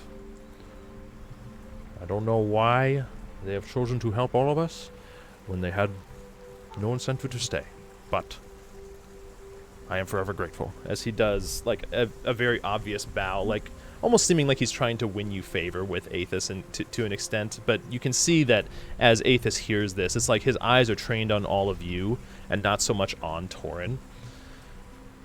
We were merely doing our duty. We had plans to close this portal from the start, so... He takes a few more steps towards Yugar and, like, stares you straight in the eyes, probably a mere 2 feet away from you, and doesn't say anything. Are we going to kiss? Then I can't stand Too? it. You're like a little shotgun grab from my hand. There's a spark in the air. I was not expecting that. As he holds out his hand towards you. Yeah, I'll take it. As you take his hand, he kind of reaches forward and grabs your forearm, pulling you into a tight grip. Now I'm really confused. Are we going and he quickly Players. and he quickly releases his grip. Right. I'm sorry if I misjudged you all. I know I'm cautious. And you all appeared out of a supposedly enchanted forest from what my friend Baldric told me. Right, Audrey. But I thank you all for helping in our time of need. Just wish I could clear that throat for you. It's just... That will be our next mission. We're gonna take you to a unicorn that makes the best water. It actually probably could help. No, seriously though. But- you were just doing what you needed to protect those that you are in command of. I was. And I wouldn't do it any And all of this differently. is merely a continuation of the quest we've already been on. Correct. But do mention it though, if you do remember our names, who had instrumental influence in saving and closing the. Okay, no. Put my head on my Sorry. As you can. Yes. What do you plan on doing with the dead? Well, You burying them here? Are you taking them to Calcheth. No, we'll take them all to Calcheth. As you can look around and you can see some of the guards that have followed him here already have begun gathering up some of the bodies on various wagons and ceremoniously, not like just dumping them on like they're just piles of refuse that they don't care about. They place them down like on these wide wagons next to each other, and you can see they're taking great care to make sure that they bring them back with honor. We'll bury them in Calcheth. I believe that's what their families would want as well. As he acknowledges whatever you were going to say, Lara. Oh, this was out of character. Oh, gotcha. Are they currently doing that, or have they already finished? They are currently in the process of doing that. Okay, then I would walk up and ask them, do you need any assistance? No, it's fine, young miss. We've got it all covered. We'll be taking these back to, as you kind of wander off from the group and talk to a group of 2 people, a man and a woman, as they're currently loading some people onto a wagon. The man stops and begins saying that to you. I appreciate the offer, but this is sort of what we're here to do. We'll probably have a ceremony for them later on, if I had to assume. I'll say a prayer for them now, as I walk over to the carts and just begin a prayer to Melora. Sure. I'd probably do the same. Okay. Zeus and Mavis, anything you guys are doing in particular? As now Torin appears to be kind of conversing with Aethys, and they seem to be making plans going forward. I was going to ask Torin where he might be staying in Calcheth for the next few days.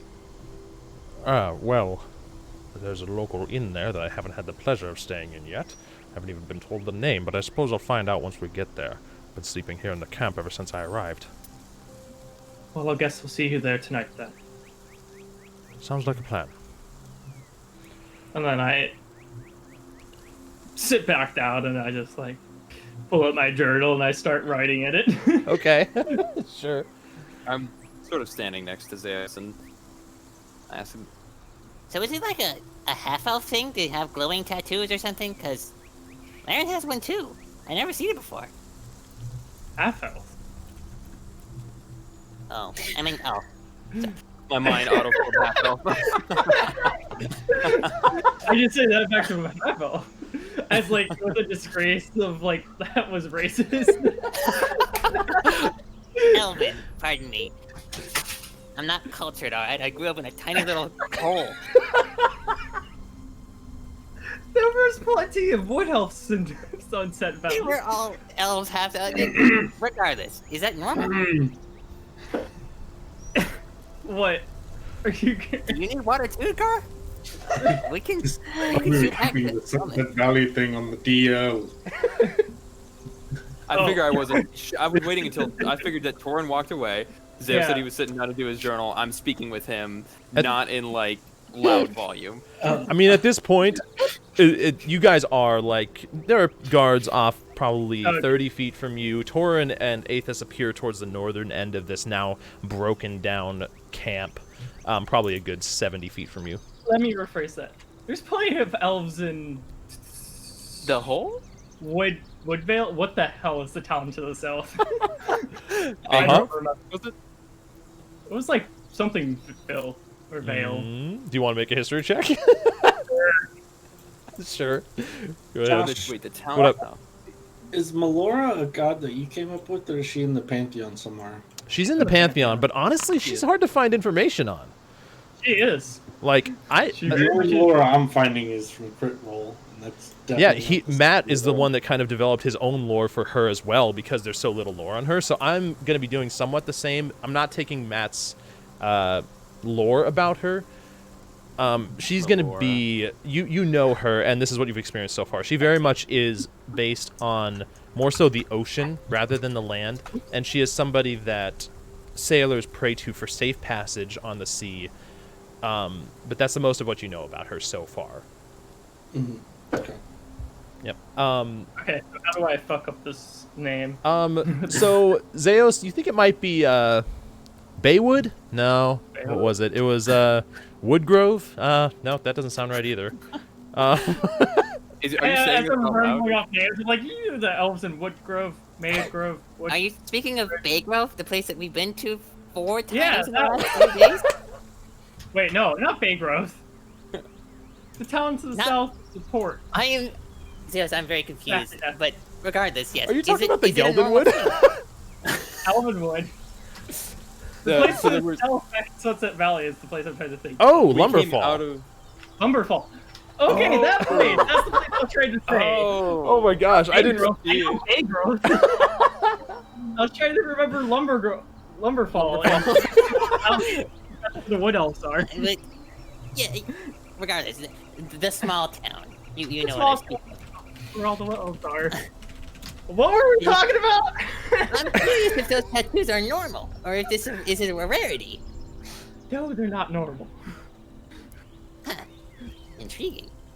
Most people that cast magic, Mavis, use an arcane focus. That arcane focus is of different value to different people. You could say, in a sense, maze beads. Actually, what I associate maze beads as an arcane focus, since she uses That's what I them. did. I mean, in this Would moment, I- you know that they kind of serve the same purpose, but I'd say spending your time around Gar, make an Arcana check for me. Like, retroactively in this case. Okay, that's good enough. Spending your time around Gar, it serves the same purpose as an arcane focus, but it is a holy symbol. So it's more of a divine nature rather than arcane. Okay.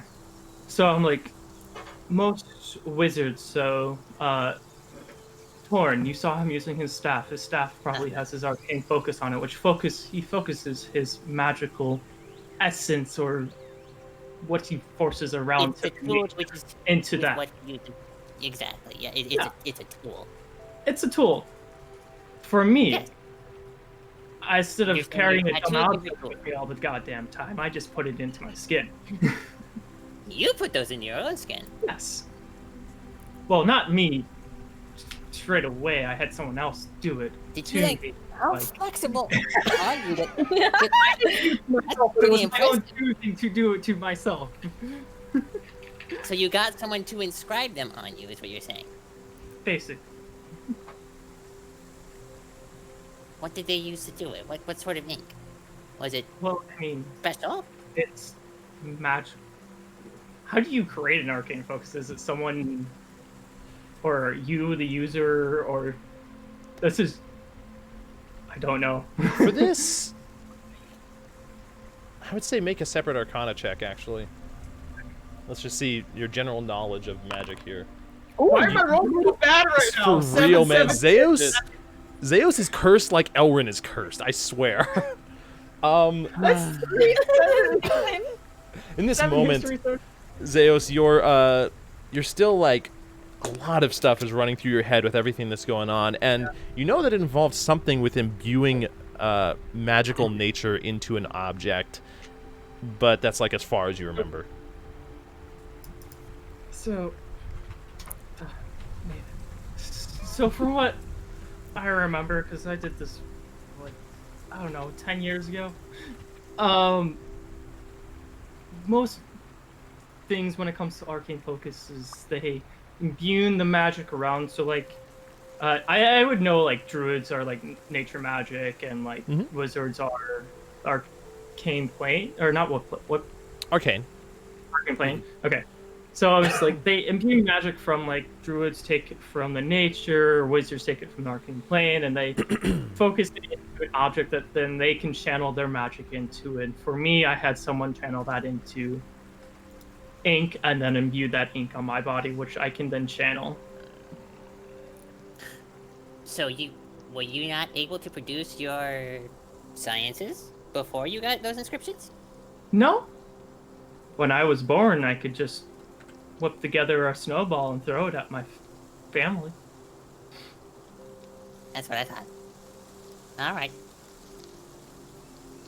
That's what he thought. Well,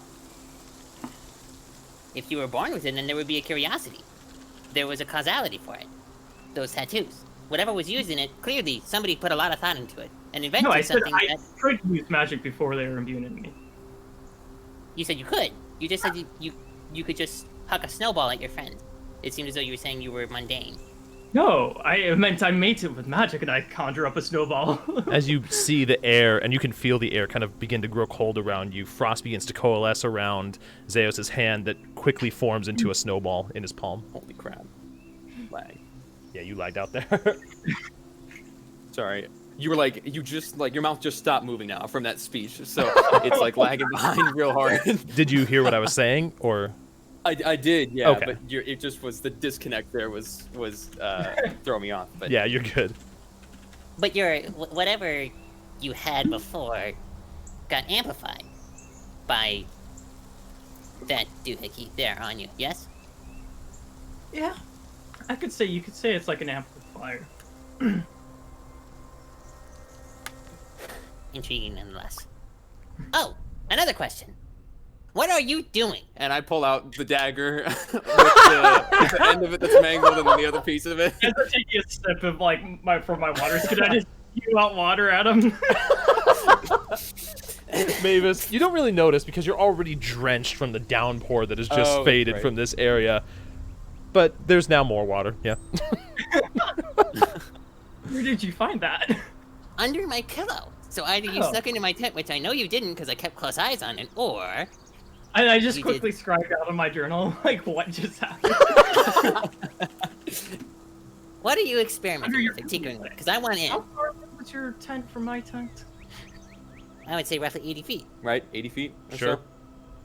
So? At that point, it's all theater of mind. Like, it could be where you wanted it to be. Yeah. I write down 80 feet. Okay. What is it that you're tinkering on? Because I want in. You wouldn't believe in it. There's a difference between not believing and then learning to understand. As I said, magic is just science that has not yet to be understood.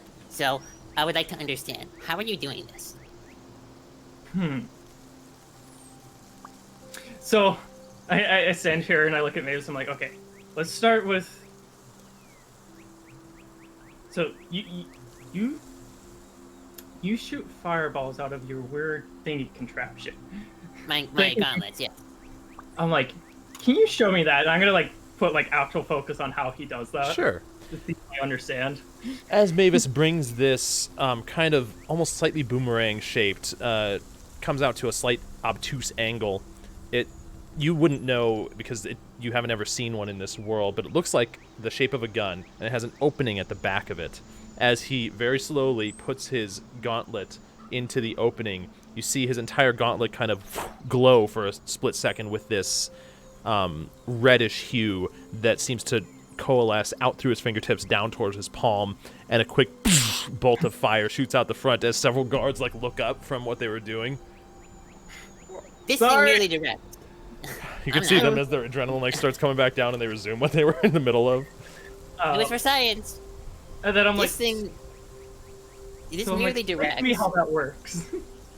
So your gauntlet channels fire into that contraption that aims it, right? It builds up intense heat, and then it gets captured within this little tube here and directed outside tube with a push of this button here. If you don't use the tube? Well, I would produce fire, but it wouldn't go anywhere. That's why I was able to light the wick of my bomb, but it doesn't really go anywhere. Sure. As I said, Can you show me the fire from your gauntlet? Do I see anything arcane about it? Go ahead and make an Arcana check. Okay, there is a bit of flame, but it seems uncontrolled. Okay. Yeah. It seems uncontrolled on the palm of Mavis's hand. It's not focusing into anything. It's kind of licking out from his hand sporadically. Erratically. And just from looking at this fire appears to be magical in nature. There's nothing, you don't see any source from within his gloves that appears to be some sort of fuel or ignition in this. It appears to manifest within the coils around his gauntlet. Can you take your gauntlet off, Mavis? No. Why No, not? I never take my gauntlets off. No, they're my creation. I keep them on. Always. Wait, well, why can't you take your gauntlets off? No, I can. I will not. I refuse to. They're staying on. I'm just asking him, can you do that without your gauntlets? No, it's a tool, like we were talking about earlier. I'm not... whatever you describe yourself as being innately magical, I have yet to see that in my own experiments. This is what produces my sciences. So, what I'm wondering is, can you do those same things without your gauntlets? Were you able to do those without your gauntlets? No. Beforehand, before your gauntlets ever existed? No. I was a very smart child who created explosives at a very young age and learned how to channel them into more useful things, such as this. Well, if you want to understand, then first Wear you have to tag. take Thank your you so much for the gauntlets. follow. Appreciate that. Welcome to the garage. I don't have to take my gauntlets off to understand your sciences, Zeus. They're completely unrelated. You choose to believe what you believe, Mavis. I do. However, I feel like if you want to ever understand how the magic in this world works and the arcane, you'll have to understand, start believing in other things than just brain power. Behind every bit of what you would all call magic, I've seen someone who is able to channel it, wield it, produce it, create it, or invent it. Not everyone understands exactly how that is created, but I've seen many other inventions that I've been able to replicate exactly what's happened. And it looks oddly similar to what some would call magic. Now, as I said, I've grown up in a hole. My experiences are limited, sure, but I believe the rest of the world to be very similar. And I guess one thing I'll say is, what's the difference kind of is that I guess you could say it's like an energy. Is there electricity? Do I know about electricity? Is that like a thing? Oh yeah. Yeah. I mean, no, he's talking grass. about like, like in buildings and stuff. Like, building type of thing. I'd say that you I'm haven't trying to seen think it. of something very mechanical that Mavis might actually do that isn't magic. Right. So my pot that I had made had a glowing red light on the top. That would probably be the closest thing. Okay.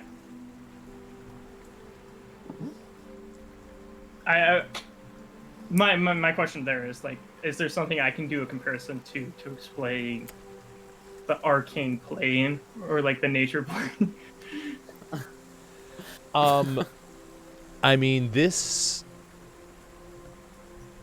What I'm trying to say is like, the use of magic in different planes is channeling the power of those energies and using them to conjure through their bodies to channel it out through them in some sort of way. And the way he thinks of like tinkering, taking one product and producing it into another is like the same thing, but we do it in a different thing and it has the name of magic. I mean, that's what you're essentially saying to him, right? Yeah. Yeah. As far as I see. yeah, he's drawing a comparison essentially, but yeah. I'm just draw a comparison and say, I'm like, one thing that you might believe is brain power could just be what we call magic. And we channel it in different ways than from what you're used to. Ours may seem easier than yours, because yours seem like they take a lot of tinkering and time. Yeah, I suppose training my connections and feelings again, too. Well, whatever the definition of it may be, if you define it as magic, people look in awe and wonder and think, oh, I could never do that. But brain power, science, that's something that we can all do. And something that I've seen many I have no idea or any know-how of how Gar or May puts or heals me from a distance. You have to come up to me and wipe me. I was gonna say, like, you have to come up to someone and wipe them down with your beautiful magic wipe, but they can do it from a distance. You have to wipe you. You have to wipe your butt. They don't. I'm almost certain it has something to do with those prayer beads and his little thing that's attached to his warhammer, but I can't crack them open. They seem to have some sort of defense mechanism in. But clearly, they said they can't produce it without it, so that's where the power comes from. Well, and other than that, it's just comes from strong. that item. They channel through the divine. But or if they God, can't, Aura. if it's a god, if it's an almighty being, why does he need to channel it through some tiny beads? Why can't he just imbue the person with power like you said you were at birth? There's all these questions that can't be answered by just simply explaining, and then so everyone just says it's magic or it's divine, but that's unacceptable then. But those are more precise than other ways. My magic does not come from the divine, to my knowledge. To your knowledge. To my knowledge. And I don't necessarily know if all magic comes from one place or not.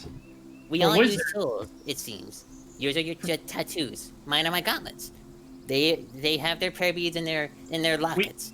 We use tools to amplify our abilities, but we don't necessarily need these tools to do what we do.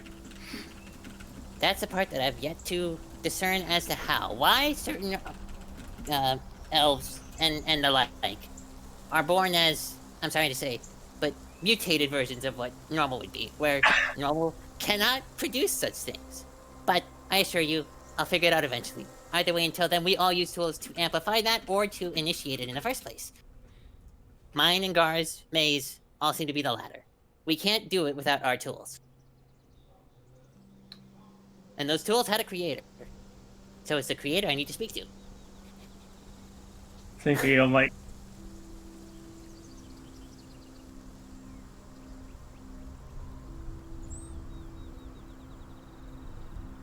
Was there anything else you were saying, Zeos? Right. So, Calcheth, and I have questions for Laren. And also, I'm coming back to you with questions about this. You said Laren had a glowing tattoo? Yeah, you didn't see it? It looked like leaves. It glowed like green for a second. And even her dagger, when it entered, it glowed green. Was that during the portal? I mean, I was very blinded by the lights of the raid. It was quite bright, wasn't it? Casting in my... Yeah, I was very focused on channeling my energy into his. It was as she threw the dagger. And I have questions for her now.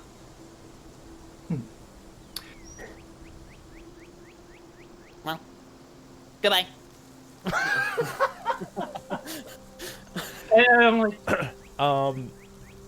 May, as you see, at this point, the majority of the bodies have been gathered up, the last one being loaded onto a wagon as they begin taking them all north. Torin and Aethys still appear to be in conversation, and you see Laren off to the side, kind of appearing to be in thought as you were saying you would approach her.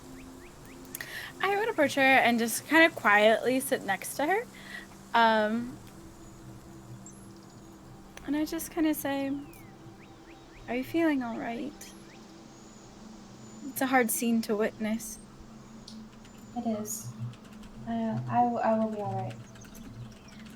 Just need to process a little bit. Are you alright? Yes. It's difficult to see so many lives lost. But this will not be the first time or the last time this happens. That's true. It never seems to get any easier.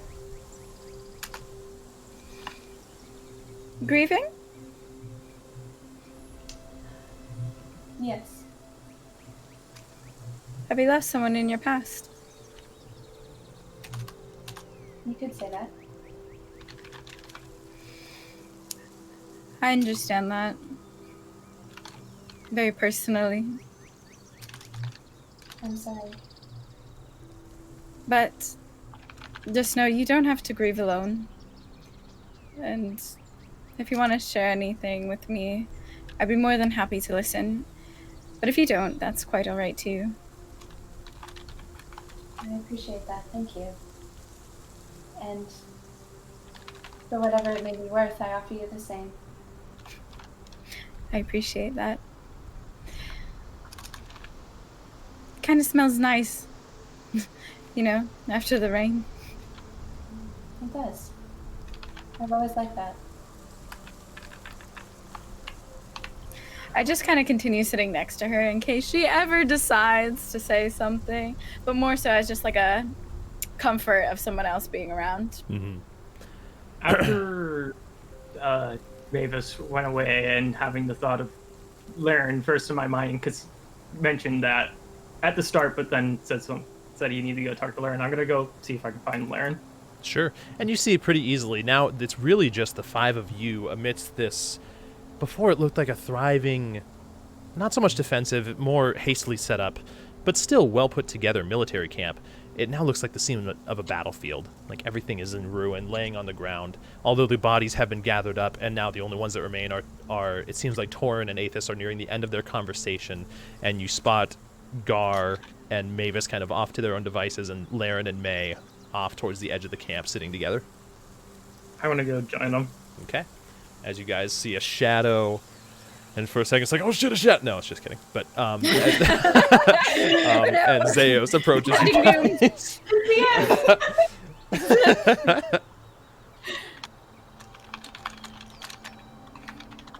So that was Zeos that just joined us there? Yep. Okay. Like approaching How- from your left side as the three of you are kind of off away from the rest of the group at the moment. How are you feeling, Zeus? A little tired. That was pretty rough. It appeared to be. But I'll be alright. Good night's rest is definitely in some sort of word that I want to insert here that I don't know, but it's like on the Indeed. tip of my tongue. Yeah. A good night's rest is definitely needed. I think we can all agree to that. Mavis, or Laren, Mavis had mentioned to me that you had a glowing tattoo. As you look at her right wrist, nothing appears to be there. Did I actually see it when it happened, did. by the way? I did, okay. Yep, your perception check was 19. You definitely saw it. Okay. I would want to be scooting over there eventually for this conversation. I don't have to boot in right now. There's a little gnome in the distance. Doing the worm. Mavis. I noticed that too. To be completely honest with you, Zeus, I've never seen that before. Huh. Did it have a symbol? Did it have a symbol?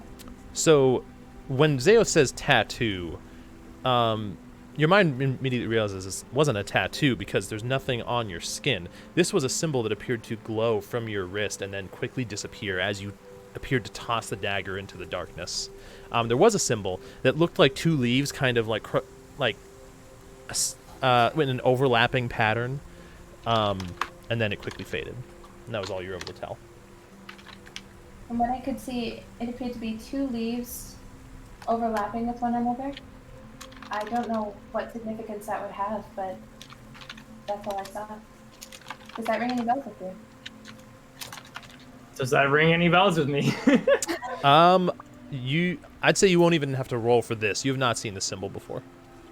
I didn't think so. Yeah. It does not, but if I had to guess, leaves, maybe...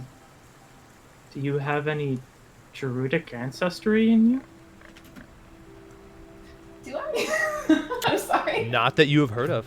I mean, not that you are aware of. 23andMe real quick. Yeah. I'm like, I Druids are known... I mean, I know that, right? Druids are known for...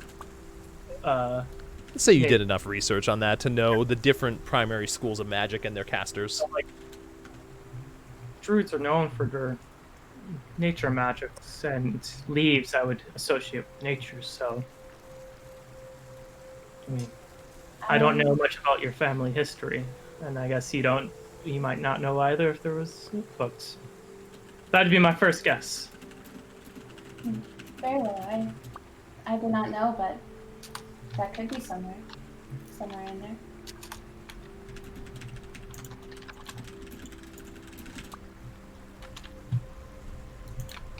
I'll write that down.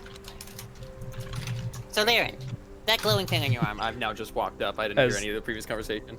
As suddenly, like, this little pitter-patter of feet coming from behind you guys. What was that? I've never seen that before. I do not know. I've never seen it either. You have it? I thought you were just hiding it from us. No, I assure you I was not. Why would we hide anything from you, Mavis? I could give you a few reasons, but Oh, damn. Guard doing something over there. I know. Sus. so you don't know what that symbol even meant? why it appeared or anything of the sort? I do not. I know as much as you do. I guess we'll... Perhaps it had something to do with the portal closing. That's possible. I suppose we'll find out more as our journey continues. Speaking of that, Calcheth? Where's Gar? I'm still over at the corpses. Which at this point, I'd say you're at the last one. Mavis. Mavis? You could hear him. Yeah, from I'm there. starting to walk over there. Yeah. What is it, Gar? Do you have a couple of copper pieces? I don't think I actually do. I gotta double check this. Do I? I have silver. No. I have silver. I have gold. Either does work. I'll just stop. But no, I need copper. Captain or Commander Aethys, do you have a few copper I could exchange for silver? I mean, sure. Pretty much just about anyone has copper from what I could tell, but here. Not us. Just, do you have any money? Are you completely broke? I gave all my money to We the only church. keep the valuable coins, Aethys. Thank you very much. We have gold. We have silver. We don't keep petty little things like copper. Some of us have no need for it except Gar. I barely have any silver at that. He like hands I you. left all my money. He like hands you the copper off to the side while keeping a direct eye on Mavis. I keep Right. it I back. hand him the silver in exchange for the 10 copper. Sure. Mavis, you know, lots of people work hard for their copper. Right. I know, but I'm saying we worked What up, hard Pooh Bear? and passed it, and he just tried to disrespect us by saying that we had no money. We have money. We have a lot of it, just none of the small stuff. Mavis, will you hold my hammer for me? I put my hand on May. Like, Inside crack. check. He never asked me to hold his fucking hammer. Sure. Gar, go ahead and roll to me.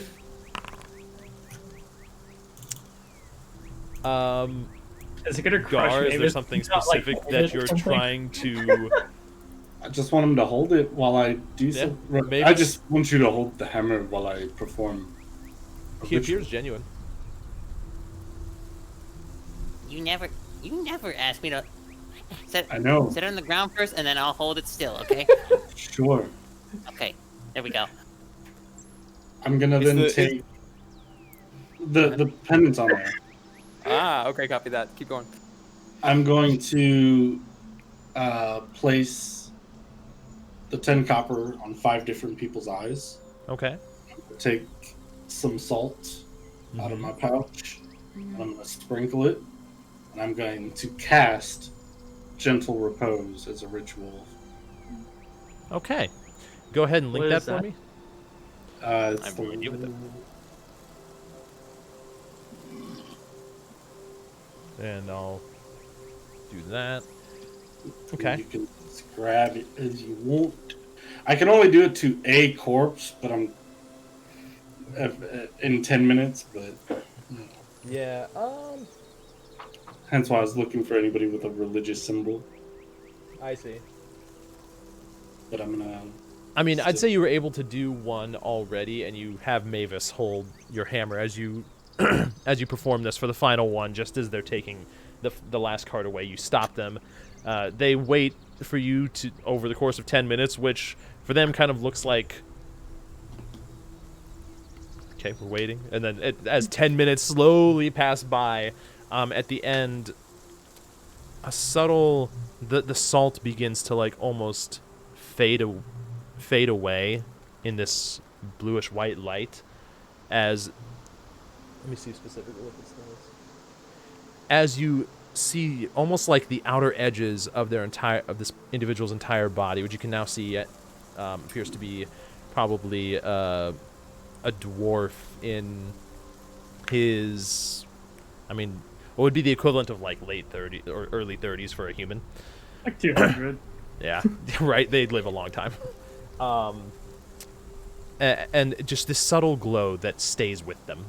As you can see both of the guards now that were like getting ready to pull the cart, they kind of look at each other and like give you a small bow. They don't say anything. They appear to be in silence for what's happening, and then they pull it along as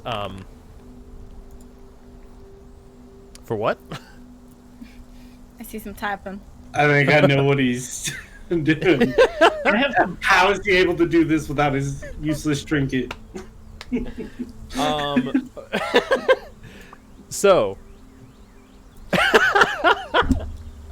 Gar, as you finish this, you turn around and you see Mavis in the process of like flipping your holy symbol over, like turning it to one side, almost pulling it a little bit away from the hammer. He appears to be investigating it again the same way before. He pulls out his rock hammer. I'm trying to like see if there's a crease, trying to see if I can create one. I haven't looked up to see what you're doing with any of that stuff over there. I'm looking at this thing. I turn around and say, Mavis, did you see? Maybe. There's no seam on this thing. This looks like a solid block of stone or steel or something. It's impressive. Mavis. Whoever sealed this did a good job. As you kind of dig the rock hammer into this, this is like a bit of carved stone, right, in the shape of a circle with a wave collapsing in. It is like stone, yeah, that you were running with. I don't remember. Yeah, I don't think I ever described it as anything. I don't think we did. For the sake of this, we'll say it's almost like a carved stone pendant at the bottom of it. Okay. And as you kind of dig the rock hammer in between a particular crease, trying to get to the center of this thing, for a split second, your vision like flashes, and you see an open ocean and a wave, and then it's like literally like a tenth of a second, and your vision returns to you. Oh, that's Mavis, strange. did you see what I did with the What the what? I used my divine powers without my holy pendant.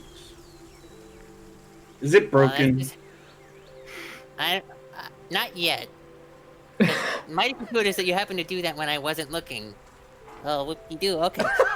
This thing is not opening up, to be honest. I've tried, but it might have some sort of connection to The ocean? that memorial. Melora? No. I had a similar experience just now as to when we touched the memoriam. A little hallucination for a brief second. But it wasn't quite as long, and there wasn't any communication. It just encompassed my vision. We should get you to a doctor. As No from the doctors. side now, Torin rejoins the group, and you can look up and you can see Aethys cresting over the hill, heading back north. Commander Aethys has told me that apparently there's been ongoing preparations for a celebration of sorts when we finish this vanishing of this portal, and it should be completed by tonight. I suggest we all head back to town and prepare for a night of celebration. In light of these events, we will find reason to rejoice in those that lost their lives here and those that get to continue. For a good thing has happened today. This land is safe. Here. You know what, Mavis? I take the trinket off, and I Okay. give it to him. Study it. Learn its secrets. Find what you will. I can make another. All right. Sounds like a deal. You made this? No, that was given to me by Ah. Giovanni. But I should have asked him before the. I could. Well, if you can make I another, could make one. I'd like to see it. I've got And in plans. the meantime, I'll try to break this one open. Thank you. Sure. I put it in my bag. Wow. Am I there for this? Yeah, I'm also wondering the same. You guys are like, yeah, you guys have all been sitting together, probably I a mere guess 20 we're feet all from this. here, like, they come back and all that. Yeah. I'm like, are you sure about that, Gar? Yeah, No. Well, kind of personal. No takes backsies. on a quest for knowledge, and in hopes that it gives him a better understanding of where I derive my power. I think it'll serve us both well. All right. Well, I Thank suppose. you, nonetheless. Oh, would you like to join me as we go back to Calcheth? Right, do you have a cart? Or our Unfortunately horse not. seemed to have ran off. It's not very far. Oh, did they actually like run off officially? Well, Because I had my ladder on that bitch. just over. You did. Just over the hill. It appears that they have gathered up some of the horses that had gone astray, and left them just over the hill here. We should be able to make it to Calcheth fine. I gotta go find my horse. I believe it was one of the ones that was Goodbye. recovered. Alright, walking. And as you guys begin your trek back to Calcheth, we're going to take a bathroom break. Woo! And then we'll All continue. that cappuccino. Yeah, same. You know? All right, chat. We'll be right back in about 5-ish minutes. Then we'll continue.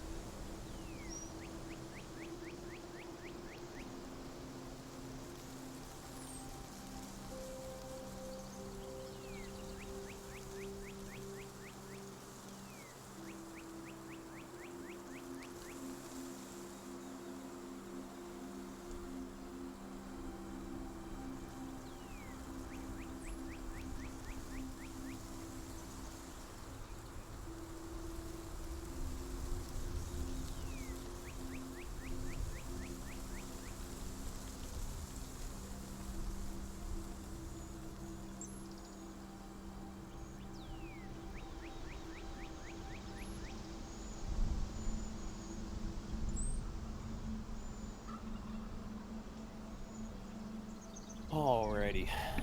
Whew, I really had to pee. Nice. Oh, I don't think I've ever heard Josh say that. I know. The chai tea went right through me. Yeah. Thank you for this knowledge. You're welcome, Bryce. You're welcome. Not sure what I'm gonna do with it, but Yeah, you know, at least he has it now. But it's it's in my brain cage now. I like that that description. Oh, yeah, Pooh Bear's hanging around. yeah, he was like, "Where's everyone?" And I was like, "Bro, I'm playing D&D with Josh. Where are you?" Loser. Come on, Man, Pooh Bear. Pooh Bear, I don't know if he's around here. Pooh Bear. Pooh Bear. Oh, I mean, he might still be around. Oh, I spent so much time trying to find where it talks about spell focuses. yeah. It's kind of vague because it's kind of interpretive.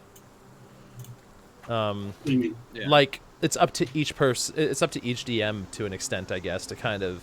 They left it intentionally vague. No, an arcane focus is its literally only purpose is to take up the slot for material components. Right. So it's like Pooh Bear. Oh man, just wait for TJ to get back. it's like it's not in spellcasting. It's not in this. It's not in that. Oh, here it is, where it talks about materials. Oh yeah, yeah. Oh. Yeah, that is its only purpose, technically. It's not actually amplifying spells at all. It's not actually required to cast any spell unless you don't have the material components for it. Right. And that's why I was like, fuck, I don't have any copper. Yeah. Maybe give me your copper so I can show you how this works. I don't have any copper. He's over there like this, not looking. Yeah. To be fair, I spent 10 minutes doing something, and of course he was going to get ADHD and be off looking at a squirrel or something. Yep. Oh, freaking Mavis. That is exactly what he'd do, too. I rolled a 9 on my investigation. Some BS. He did. A natural 2. Yeah. Nice. Got a case of the 2s. Definitely didn't find anything. Big sad. Rachel. Pooh Bear. I was Congratulations. just about to do that, but it had like Yes, it had to get the subgrade out. And I was like, Oh Pooh Bear, congratulations on receiving a tier 1 sub. Welcome to the tool shed. What tool would you like to be? Well, oh wait, is TJ here? I heard him talk. I heard him speak. Yeah. How is that possible? He's muted. What? What? What was I? I think I said I wanted to be a chisel. Hi, stream. Oh, that's right. Is that Biddy? hi, baby. Hi, Biddy. Back to being muted. Alrighty there. At first I thought she said ice cream, and I was like, that's definitely a bitty thing. Ice cream. Yeah.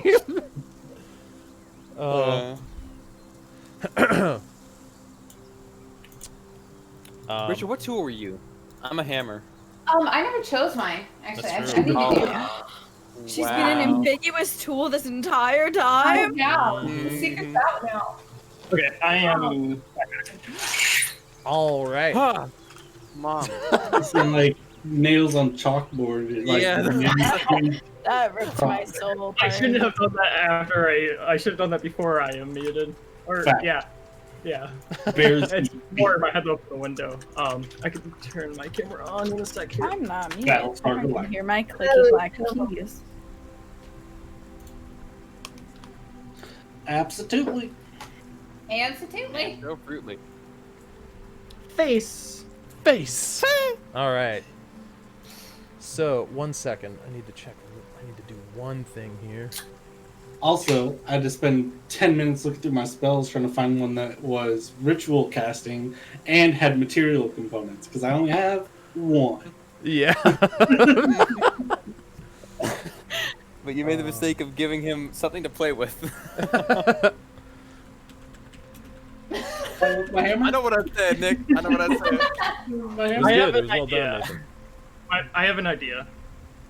What you got? An idea. You just told me Idea. that twice. Yeah, Nathan, go. I thought I could do the old trick and he just like explain it on the spot, you know, get the person to monologue. All What right. is your evil plan? So, Oh, I have a journal with all my evil plans. The journal is labeled messing with Mavis. he literally does have a journal labeled "Messing with Mavis." That You ain't done any of them yet. I'm I disappointed. keep looking at whenever I look through the journals. He's like, has he updated it? Is there anything new in there? I will tell you this: I have not done anything on it, All right. but there is a list of ideas in there. I like So it. as you guys begin traveling north, is there anything in particular that anybody says or does during the journey? Are we I just wanted walking? to Riding? ask Zeo something. All right. So with the not so much clatter of hooves beneath because of these rolling grassy hills, you two kind of, I'll say, towards the back of the group. What would you like to ask? Zeos, have you had time to look at the cube yet? No, not really. I was planning on looking at it tonight. Could you check something for me? What are you thinking? I am wondering if it is divine in nature, is all.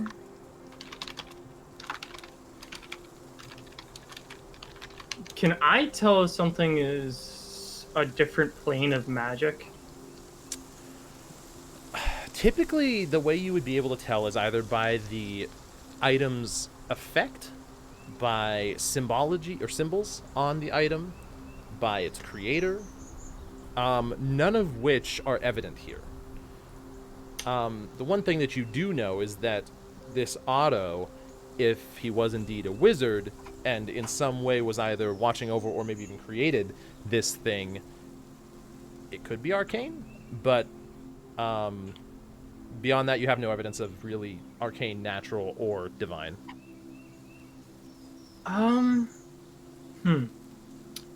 If Otto created this, and if my memory serves me right, I'm thinking he might be a wizard. I would say it probably wasn't, but I can't say for sure. Do you know of any way of telling if it's divine? Because from what I see, yeah. Make a religion check for me, May.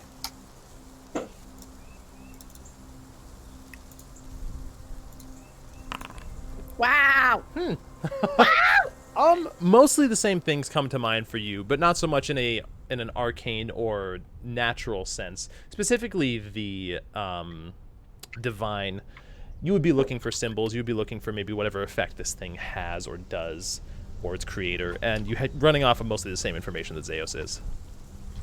Okay.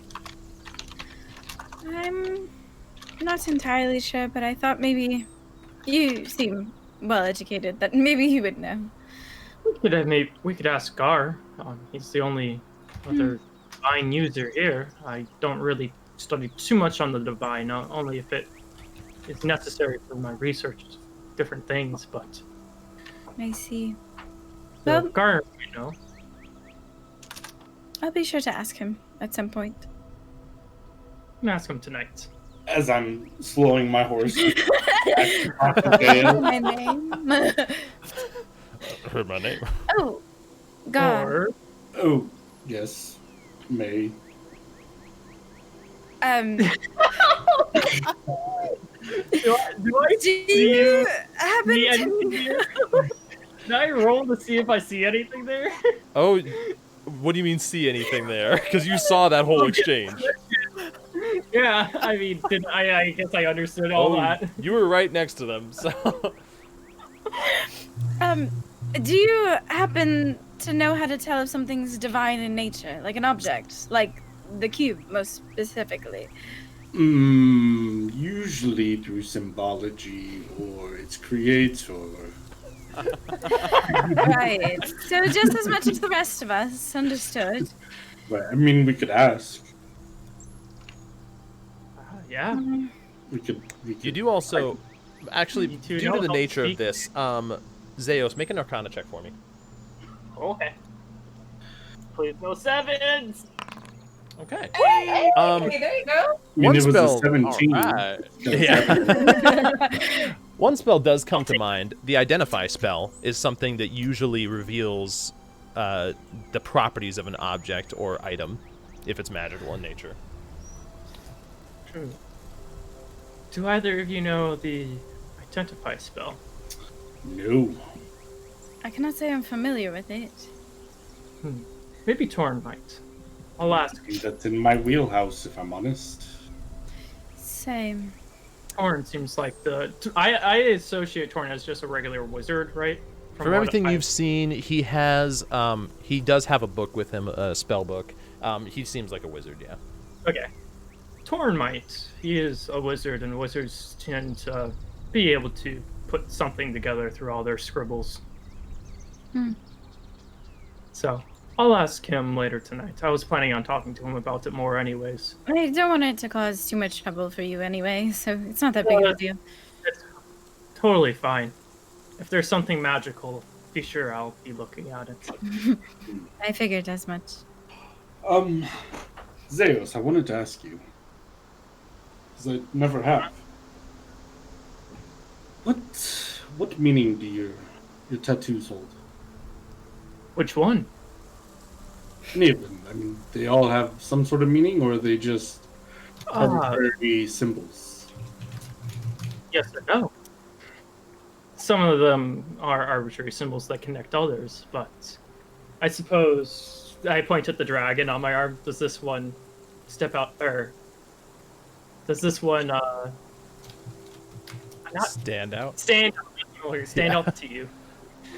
Yes, it's not often that I see those outside of dragonborn communities. well, that have that symbology. and I say in Draconic, I'm like, I am not the everyday person. Which to you, May, sounds kind of like this guttural, like weird sort of, not Zeus for a second. When he does this, I would take the cue and kind of go forward. Sure. It's like, whoop, I'm out of here. Right. Privacy. Yes, I understand that you're not the everyday elf, but what meaning does Bahamut have to you? Not particularly Bahamut himself, but the blood in my body seems to be somehow connected to dragons. I am not 100% sure how, but that's all I really know from my understanding, and that's what gives me my scale-like skin. And suddenly in this moment... I was going to say, Yeah. Asgar, I never really noticed the scales, if I'm honest. And that was what I was kind of hinting at. I was like, I'm not your everyday elf. I have scaly skin. Hmm. Are you some sort of weird dragonborn hybrid?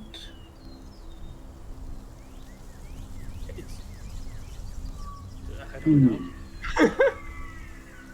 Your guess is good as mine. God. As he takes out a pipe and bubbles begin to float from the end of it. Right, well, I guess that's really all I wanted to ask. So you're just paying homage then to this draconic blood that's within you. It's not really that you're worshipping him or... I do not worship any divine gods. I may take interest in what they do, but I do not care to follow any single one. Understood. Hey, what are we gonna do about Mavis? So I was thinking... That's where every conversation turns into this topic. How fucking Mavis, man, right? So like, I was telling him, I was trying to get him to take off his gauntlet because his fire, it looks arcane to me. Right. So I'm like, well, if it's coming from his gauntlet, then if he takes his gauntlet off, can he still produce it? And what kind of magic is he doing? He's a gnome. I don't know many gnomes. I mean, it's gotta be arcane, right? It's not sort of arcane, but is it not? Is it nature? Interesting. He wouldn't take off his gauntlet? No, he said he would. He refused to take off. So, is he just pulling a ruse on us this whole time? If we... And I start whispering to him. I edge my horse closer. Oh, baby. Type in Draconic, or you can whisper. Oh, yeah. Actually, I'll say it in Draconic. Oh, yeah, you can do that. Yeah, we can do that. Let's just converse in Draconic. Is there anything that the rest of you are doing in the meantime?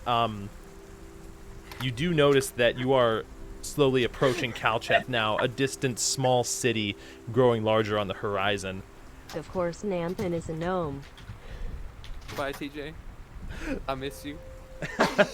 There we go. Flex, thank you for the 26 months, man. So you were asking if anyone else Welcome was back doing to the tool anything? shed. Anything in particular while they're conversing here? Mavis is focused on Calcheth on left. Sure. If not, that's fine. It's just this would be an opportunity. I definitely... Laren has questions for Mavis. I just... Uh-oh. He's scared. I don't like this plan, whatever He's afraid. it is. He's very Yep. afraid. I need to actually look at what's happening here.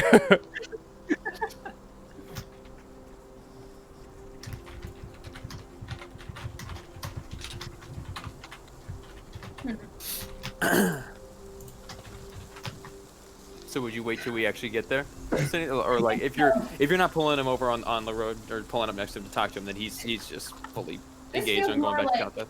This feels like more like a end of the night type of we've all settled down type of conversation. So wait a second. Okay. So, as As you guys slowly begin to approach, you can see this city.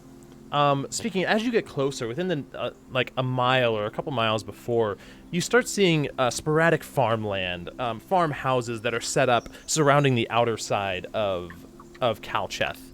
Trying to find a song here, A song? but I don't know it.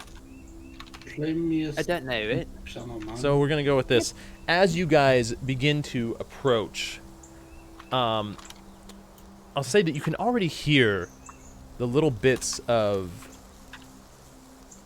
like, people setting things up inside of Calcheth and the ringing out of instruments over the walls. The kind of, you can see people have a generally happy expression here out in this farmland that you guys are currently in.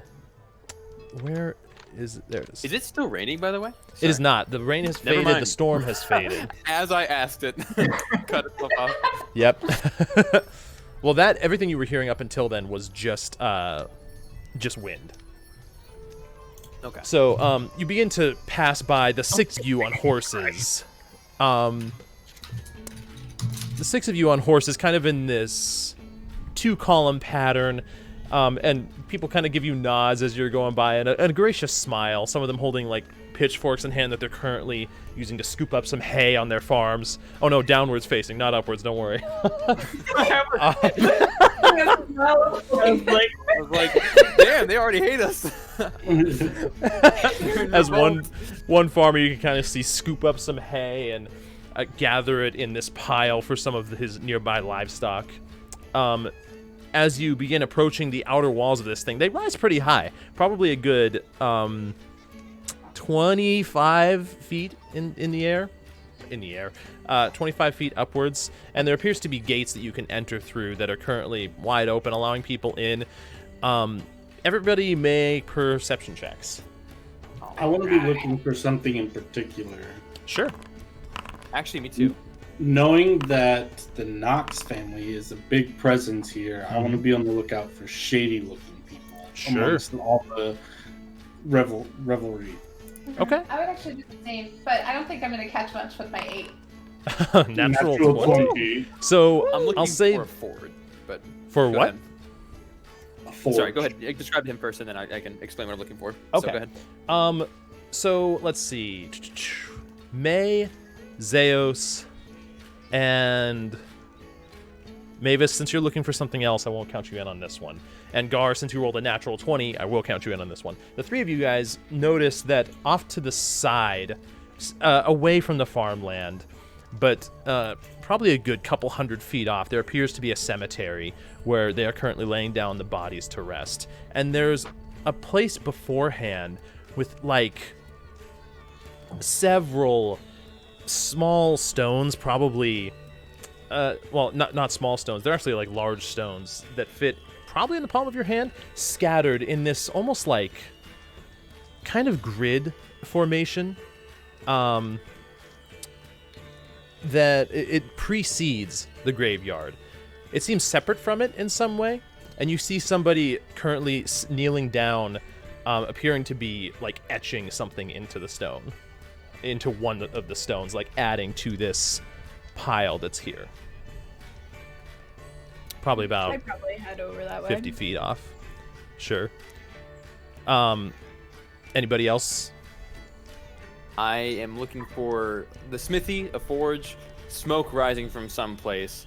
I want to try to find what kind of wares they have, and I have questions for him. Okay. Or You her, definitely whoever don't might be see named. any forge on the outside of the walls, but you've not yet entered the city proper.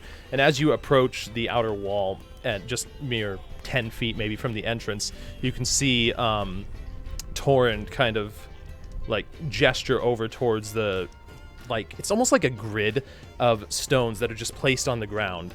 As you get closer, you can see there's writing on all of the stones. And he kind of gestures over there and motions for one of the nearby townsfolk that are close to him. What is that over there? What are they doing? And you can see, like, this townsfolk kind of looking up at this dragonborn, a young woman probably in her early 20s with blonde hair that travels a little bit frazzled as she looks up. Oh, they're in remembrance of those that have been lost. They carve their name onto a rock and make sure that their memory lives on. For anybody, really, but there were a lot lost today. If we lose them, they're never truly gone. Well, seems very honorable. Suppose there will be a lot today, but they will be remembered. As Torin continues onward towards the wall, and you can see this young woman like give each of you a polite smile and a nod as you're near her.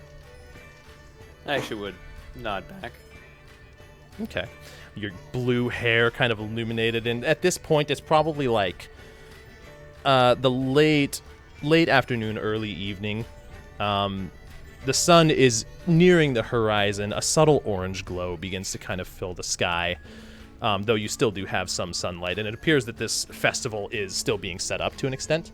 But it's already lively in the town. That for Calcheth, this is a large town. Like, you cannot really see through to the other side of it. Whoa. What is that? Whoa. Oh, I'm not sure. I think it just lagged out or something. Is that /narrate but with nothing in it? Let me just get rid of all those. There we go. That was strange. That caught me off guard. You're muted, Zeus. Oh, can you not hear us? Zeus is muted. Oh, sorry. There we go. Me. Oh, that was you. Okay. Because I don't know what happened. I did /whisper GM, and after the M, I hit spacebar, and those posted. It kept hitting it, and I was like, "What is going on?" Oh, wow, it's that's kind of weird. weird. You have to actually like click it from the list. Do you? Yeah. I've in my experience anyway. Huh. Okay. So, anyways. So yeah, as she gives each of you a nod, and she doesn't appear shy. She appeared just like caught off guard by this procession of people, and she seems very kind in nature. After my nod, I'm still trotting along. I wanted to go find that forge. Sure. As you each enter the town, cobblestone roads beneath your feet, several houses off to the side, a small town center here that appears to be retrofitted with like strands of I don't know what those things are called, like the triangles that are like repeating that they have on party banners and things. Yeah. I don't know what they're called, but those. It's a party banner. Yeah, essentially a party banner. Streamers? Is that what they're called? Streamers, possibly. Hey, that's like us. Streamers are just, those aren't streamers. Those are just banners. Streamers are specifically the like paper light. Okay. Red, green, and white, and you just throw them. Yeah. That's why they're called streamers, because you throw them across things and they stream across. Gotcha. Okay. So as you enter town, again, there's a small like town center right in front of you as you enter that sprawls out into several streets, 3 different streets that continue on further into Calcheth. And currently in the middle, where there's a small fountain, there's a band of about 3 members that are playing, while a group of probably 10 different people are dancing in unison around them, creating this cacophony of sound that is somewhat uplifting from everything else that has gone on so far. Mavis, in this immediate vicinity, you don't really catch a forge immediately nearby. What was your investigation check? 17. I'll say that just down a road off to your right, several ways down, you can see a small column of smoke emanating from one of the buildings. And as you take a closer look, you can see a very defined metal chimney, and out front a kind of like awning area where there's an anvil currently sitting. Zeus, need you to make a perception check. Okay. Ooh, let's go. As you guys officially enter the town, you can see that it catches your eye off to the side. Zeus, there is currently a small gathering of probably 3 different people that are talking to one individual who holds himself very proper. He has kind of short brown hair, kind of smirk on his face that's like in a kind smile way. He has very proper robes on, fancy attire, and the thing that catches your eye though is on his emblazoned on the shoulders of his robes that aren't like flowing robes, they're like tight robes. is a symbol of two hands in the process of shaking. And you recognize this symbol. You've heard this symbol. This is the symbol of the Gallimans, one of the royal families of Ador. Oh. Okay. Let me open one of my other journals. Hold on. Let's do that.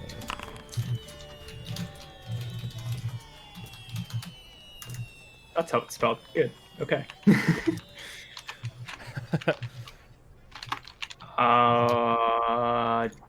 I have any more information about this? I don't think I have much information about the Gallimans. You have heard of them. You know their symbol. Yeah, I but know other of than them. that, yeah, like you haven't really That's heard what a whole lot. Do I know anything more than that? Okay. What are they doing in Calcheth? I don't. Zeus doesn't know that Laren is from Calcheth, right? That's only Gar. Correct. Oh, that's right. Okay. Yeah. I'm just gonna keep that as a mental note. Actually, I might ask Torin. Okay. Torin still near me? Because I would have kept up with them. Probably. As you guys like enter town, people ask you if you want them to guide the horses off to a stable. Torin dismounts and is currently in the process of dismounting. As you notice I this. dismount and then join Torin and ask him whenever that's ready. Yeah, it would be now.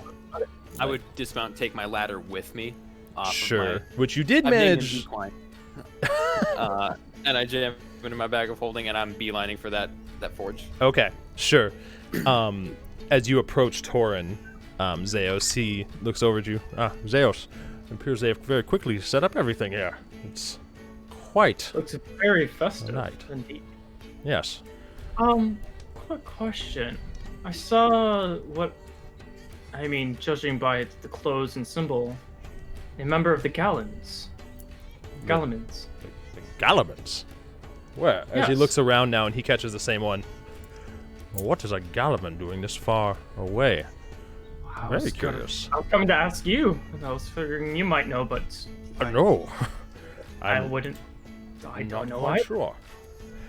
Perhaps. I suppose he could have been visiting from Harmony, but there's only one way to find out. As he begins walking towards him. I'm gonna come with him. Sure. You guys see Zeus and Torin begin walking off.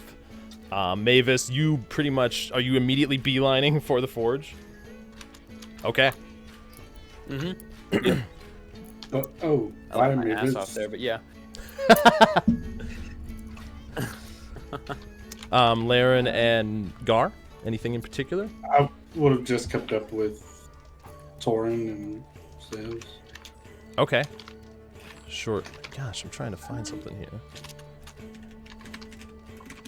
Did we notice any shady characters? I know my 8. Yeah, that was. That's what I was asking. Sure, Gar. As you look around, it's right now nothing stands out to you. You don't see anybody around that appears to be lurking from the shadows. Right now, everything appears to be in quite an uproar in a good way. People are all around doing things, setting things up. You can see various stands being set up. One that looks like perhaps a drinking game with like cups lining up on either side of a table. But no shady characters appear to really stand out to you right now. Okay. So no one like eyeing us differently than like who are these guys? Right. Some people are to an extent, but oh gosh, that's not what I wanted to do. Oh. Not more than just an inquisitive look. Why did Correct. I forget that? I need to read more of this world knowledge in my head. I just realized I forgot something pretty important. You're good. And why? Oh, and something just really clicked in my mind about Torin. Sure. As you follow Laren, are you joining them as well? Yeah, I would join them. Okay, the four of you approach, and you see Torin. Hello, I have not seen a Galliman this far south in a long time. As you see this man now, and he is indeed a human, he turns towards the group and kind of gives a warm smile. Well, I heard of all the commotion going on and figured I'd check it out. With not often we see a portal. I just got here recently. Took all of 3 days travel. And you are... Oh, I'm sorry, my name is Torn. Torn Ebenectominus, as he reaches out his hand and they shake. And you can see, he holds himself very noble in nature. But also, like not, pompous. Like, he reaches out his hand, he's proper, but very warm. I'm gonna state something that I did on my way over there before we got there. Sure. I put on clothes over my chest. Okay. Towards my cape, I guess. I don't know what exactly it is, but I put that on. Sure. For the first time since you've known him, pretty much, except for the red apron. The red apron, I will never red apron. I need to put that in my inventory so I remember I have that. Yeah, definitely. Yeah. Oh gosh. What happened? Hello? Discord was lagging out for a second, my bad. You good? So, and as he finishes shaking his hand, and you all, so I assume you're all part of a group together. I am Killian Galliman. Killian Galliman. Yes. K-I-L-I-A-N. Killian Galliman. I was close. I put 2 L's. Here, I'll spell it for you. There we go. Killian Galliman. Okay. Gar Zarash. Zarash. Very nice to meet you. And and the rest of you. Of course, we all must have proper introductions. Zeus. Zeus. Anything in particular? Last name? If you must. Give me a second.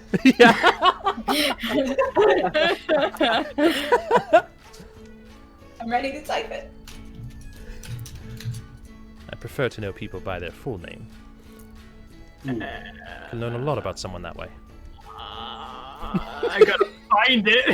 I believe it's You might know it better than I do. Why have I forgotten this now? I don't know where it is in my notes.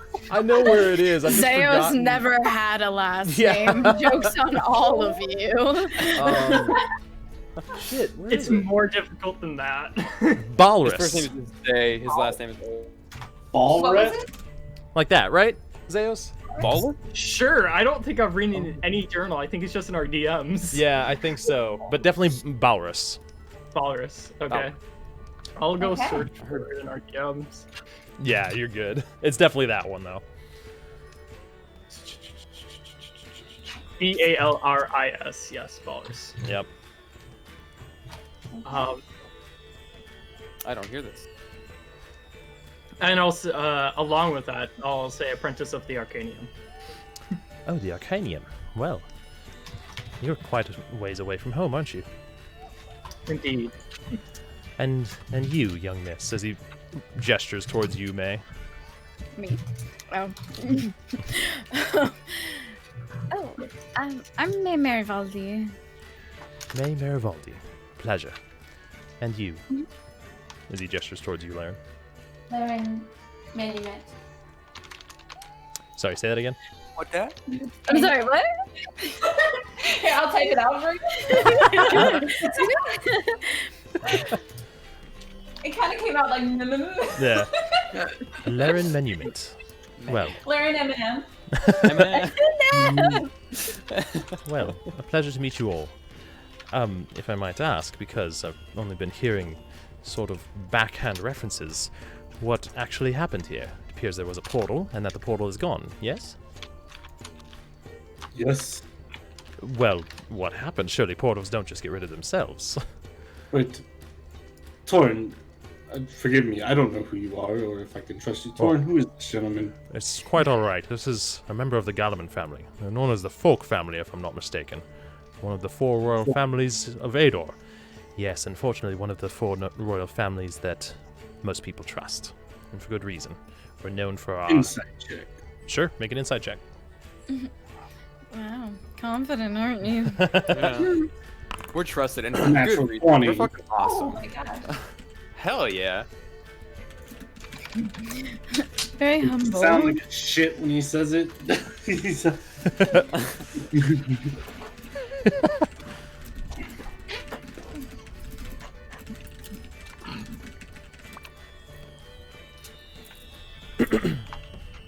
Okay.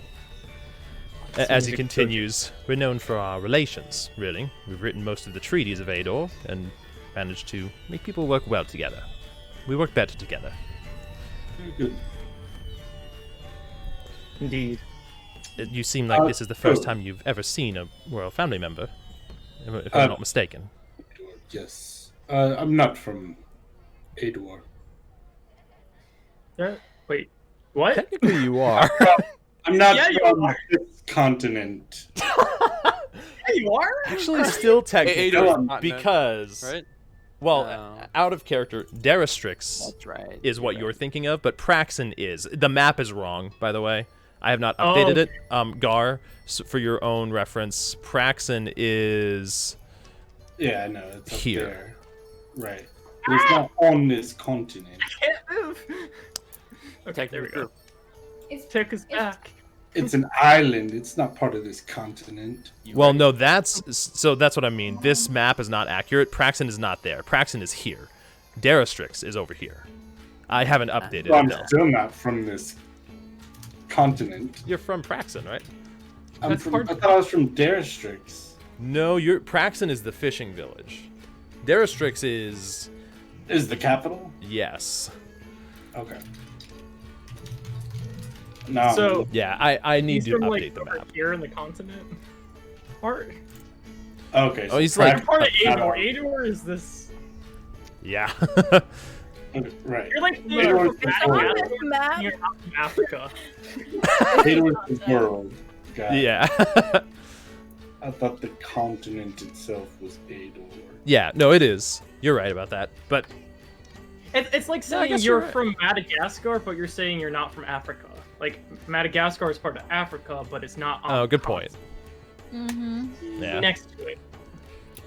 I agree. Zao Like- slash TJ does have a point. Right. Okay. Okay. Now looking at the thing, yes. But I don't know what you would say about New Zealand. Just New Would I Zealand. know of the royal families or the noble families then? Go ahead and make a history check for me, because you were pretty far Right. removed. But If you get a 23, 3. yeah, you have no idea. royal families. You heard that there were royal families. Right. Forgive me. I'm from a small fishing village. That's quite all I right. don't know much about royal families. Well, we Gallimans, we. Noble families. Oh no, royal. You were right the first time. There are plenty of nobles, but only 4 royal families. The Gallimans are generally regarded as the folk family for a reason. We're the ones that check in on just about everyone. The others are, if I'm being honest, a bit too stuck up for that. But So you're a man of the people then? essentially, me and my family. My father, Charles Galliman, is the leader. But for your own purposes, I suppose I should give you a bit of a history lesson in case you run across any of the other royal families. Our royal family, the Gallimans.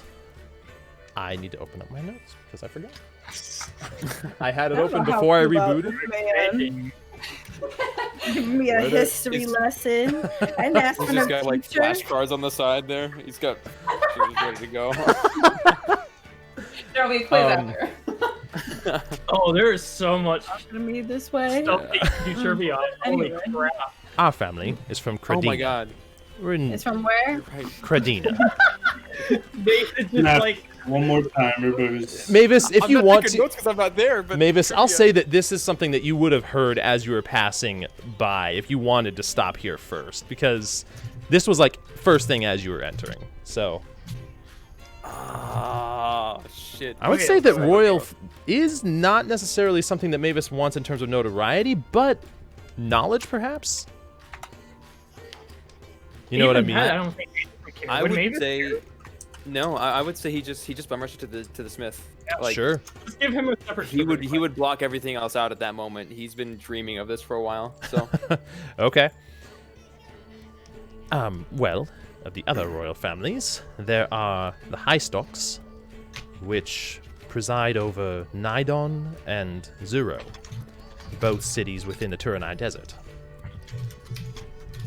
The Highstocks, known as the family of Coin, while they manage most of the wealth here, they're motivated by wealth. I'd be careful around them. And then, of course, there's the Gritfords, run by Boris Gritford. They are known as the Family of Strength. If you guys want, I can paste this if you want, or you can take your own notes on it. It's your call. I will. I will. I thought it was I will, then you muted. Yeah. The only question I have is, what's Crodana? Crodina is where he said that the Gallimans are from. That's their hometown. Was it Doris Gritford you said, or what Boris. Was the name? Boris. Okay. Boris. Boris. B-O-R-A-S. I-S. So close. I-S. Yeah. Boris. U.S. Damn. The Gritfords are known as the Family of Strength, and they generally run most of the military around the world. They're based off of Trigate, the city of Trigate, northern Ador. In fact, Trigate houses the Third Bulwark.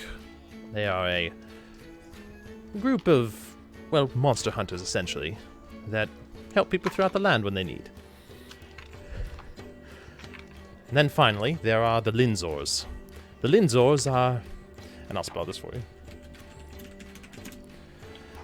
The Linzors are known as the Family of Secrets. Not necessarily just their own, but the realms. They are a family of knowledge, history, rumors, and legends. They're run by Sylvia Linzor. And for the most part, in my experience, they can be trustworthy.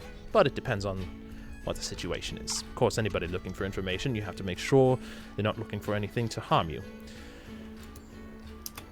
But we all, as the royal family, the royal families, along with 4 representatives, are the Circle of 8, the ruling council within Rento, the capital of this realm. I know it's a lot of information at once. You can... But if you ever find your way over to Rento, it'll probably benefit you to be aware of at least the council that runs things. Been a long time since. Well, thank you for the history lesson. Of course. I'm always, well, willing to help out those that are not aware of the way that things go on. If you're not aware, people can use that against you. Very true. Well, this party appears to be quite a thrill, and people seem to be in high spirits. For us, I forget. Well, the party in general, from what I've heard from Commander Aethys, is a celebration of the portal being gone. But just between you and me, I've spoken to Aethys, and your accomplishments will be noted. Good.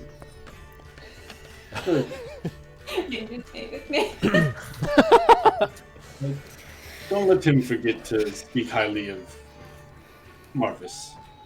Oh, You're not there!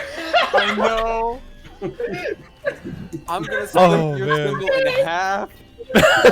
Gar, make a persuasion check right now. Oh my god, so good! I have said my name to this man at least 3 times. Yeah. Good thing persuasion is not my strong suit. Natural 20. Oh,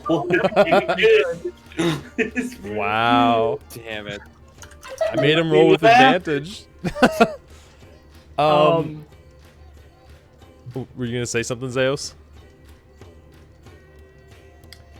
I was gonna ask Killiam a question. Killian. So, yeah, Killiam. Mm-hmm. Killiam. Yes. Not to be rude, but I will be forward. Do you know of a way I could get a letter quickly to Rand? Rand. Well, I suppose so. There are several carrier services throughout here. I believe there's somebody that even breeds pigeons that travel very far distances.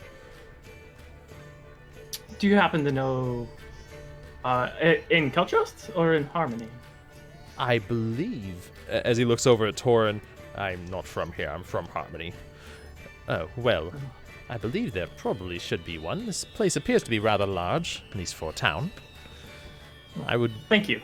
I would venture Search to in the look a little deeper. Of course, in the morning.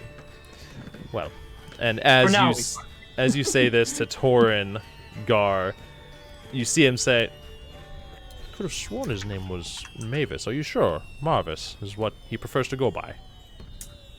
He's trying to lay low with his actual name, so he uses Mavis as a guise. But his mechanical goods, I believe, are going to be called Marvis's Magical Marvels. That sounds right, Gar. Or is it Marvis's Magical Goodies? I gotta look over at May. Oh wait, no, you're right. This will cause me with so much suffering. I can't just sit here. You can't do this. His name is Mavis. I cannot let you intentionally cause him to suffer. I'm sorry. You can't trust this one. She hurts herself.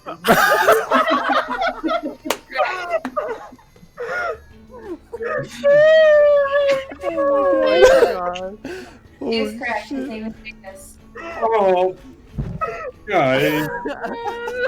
I'm quite... Torin, I apologize. I was trying to pull a prank on my friend, and they wouldn't have it. His name is Mavis. Of course, I thought as much. Well, we'll be sure they know. Mavis, at this point, you have arrived at the forge. Everything else going on. Mavis. You can see a couple people like funneling in and out of this small forge, kind of like this building in the flow of buildings on this street that kind of curves off as you travel on. The street is lit up by these different lanterns with flame, and like a corner of this building, it looks like it's like 3/4 of a building, as one of the corners is an awning with a post at the end of it where you can enter through a doorway. A few questions off the bat from the outside. Around the outside. Sorry. Does it have like a billboard of the name of the shop for one, and about how big is it from the outside? Would I gauge? From the outside, let's see. Probably, it's not huge. This looks like a forge that's in the flow of buildings. It's not like it's set off to its own area, but this is only a small portion of Calcheth that you have been through. But it's the first one that you see as you enter. It's probably, 30 by 30? Okay. Yeah. Okay, that's kind of small. Yeah, it's nothing too large. Does it have a name? As you look at... Oh, God. Well, let's just run with this. As you look at the outside, you can see a sign that etched into it in like a metal plate is the refined ore. Not the refined door. It doesn't go well off the tongue. The refined ore. And you can see inside a human, actually. Really well built. Kind of wearing a tank top right now. A little bit gruff in the face as he's waving at one of the customers that's just now leaving. And you see it looks like he's waving at you for a second as they like wander out of view. I just march in, wave back, and walk up to the... Is it kind of like... It's like... Yeah, pretty much. It's a little bit shorter. You could probably, like, it's at your chin level. Perfect. As this human, like, leans down. Or you're an excited one, aren't you? I am. I've been looking for a forge for quite some time. Can I see your wares, please? What are I you can't looking really see well for? over this desk. You might have to... well, whatever you got. I want to see it all, actually. That's gonna take some time. If you're looking for, like, armor or weaponry or horseshoes, perhaps? Either weaponry or inventive tools. Something that might be more along the lines of Inventive engineering tools. based. Ooh. Give me 1 second, as he wanders off back. And Mavis, you look around, and there are pickaxes hanging from some of the walls. There, I want one of them. In the corner of the room behind the desk is a forge that's glowing brightly with these red embers right now. And then off to the side, there's an anvil that's clearly seen some use. A pile of coal at one end, and various in-progress pieces, some of them with handles missing, some of them just the blade coming out of a cast. As he currently is back, appears to be rummaging through some stuff. Now, where did I put... Where... No, I thought it was over here. While he's back there, I want to grab one of the pickaxes off the wall and just kind of have it in my hand, inspecting it. Sure, make an investigation. If it's out in the... Is it in the customer area?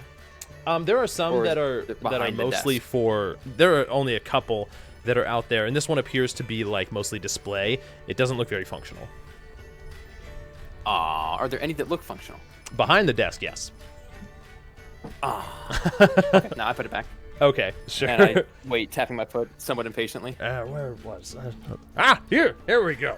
I mean, here, this is a rock hammer. From what I hear, it makes very precise strikes for chipping away ores or different things like that. You say for tinkering, yes? I have one of those. What about As in, Go ahead. What about a wrench? As he holds up a wrench over it. I have one of those, too. You seem quite outfitted. I'm not sure what I could help you with. I was meaning, do you have any inventions here of your own or of others that you sell or debut? Any inventions? Unique inventions? Yes. I'm not a tinker. I'm a smithy. I more deal with raw goods and refining them into metal. And on that note, where do you get your raw goods from? Who's your supplier? Well, every once in a while, I get some all the way from Gildeth. Gildeth. Yes. Gildeth. You know Gildeth? No, I don't know anywhere. It's the will dwarven.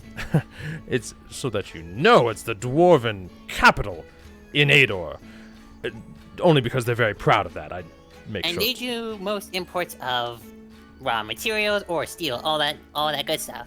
Anything. The mountain ranges there, I've heard, are plenty with ore. Perfect. Are you looking? For that? I pointed the mining pick. Oh, this here. This is one I just made. It's a bit finely crafted, if I do say so myself, in really good condition. Sure. Investigation check. Let's see. You take a moment to look at it. The metal looks in good condition. The handle looks sturdy. Nothing stands out to you. This baby should take away any ore from rock that you chip on. That's what a pick is supposed to do. What I mean is it works. If it didn't do that, I'd send it back. Well, I would too. Can I? Sure. He hands it over.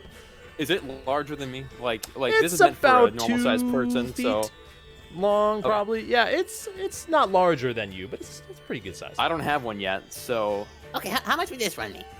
About 5 gold pieces or so. Oh, that's not bad at all. I slap 5 gold on there and then I put it on my back. Huh. You're very well off for a gnome. Not many people around here have very much money. As he takes the gold and slides it back. I'm not from around here. The name's Mavis. Mavis Shems. Mavis You'll probably hear of it eventually. Where are you from, then, if I may ask? You Sprockerton? Oh, a small town. Oh, I plan to go to Sprockerton. Believe you me, I do. And next month, the inventory's happening there. So I hear. Have you been? Me, not personally. Some of the gnomes around here talk about it from time to time, though. I'll swing back around to that. It sounds wondrous, though. Well, if you're an inventor, it's where you show off your best invention from everything I've heard. Some gnomes spend months trying to make the greatest invention to show it off. From what I hear, it gets pretty competitive. I love competition. That's what drives wonder. You should be right at home. And science. It's wondrous. Maybe it's mechanical marvels. Keep the name in your mind, and you'll hear of it eventually. I plan to be all over this continent. Are you gonna set up shop here in Calcheth? Is there a competing shop? I guess Tanston has a shop, I think. Tanston's Tiddlywink? Yes, I believe that's his name. Tanston's tinkering something. I can never remember the last name. The last word. All right. Well enough. May I purchase raw materials from you, by chance? Well, what are you looking for? I have raw iron, some coal, let's see, some copper ore that I haven't processed yet. Steel, durable rock, granite, those three would do. I have all of those. How much are you looking for? 15 pounds. Of each? Of steel.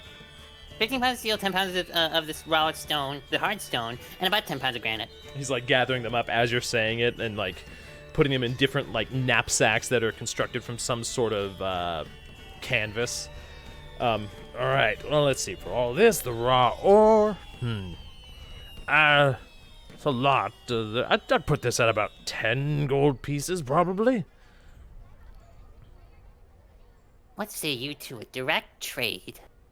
What would you have to trade me? I have most of what I need here, and anything I don't have, I get imported from a very reliable 10 source. gold, and just give me the things. I I'll thought trade so. 10 gold for it. I decided against it.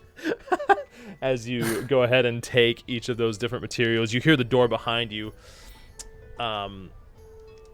Actually, no. Sorry, you don't hear you hear the door behind you sway in the wind. Copy that. No, that was the wrong thing.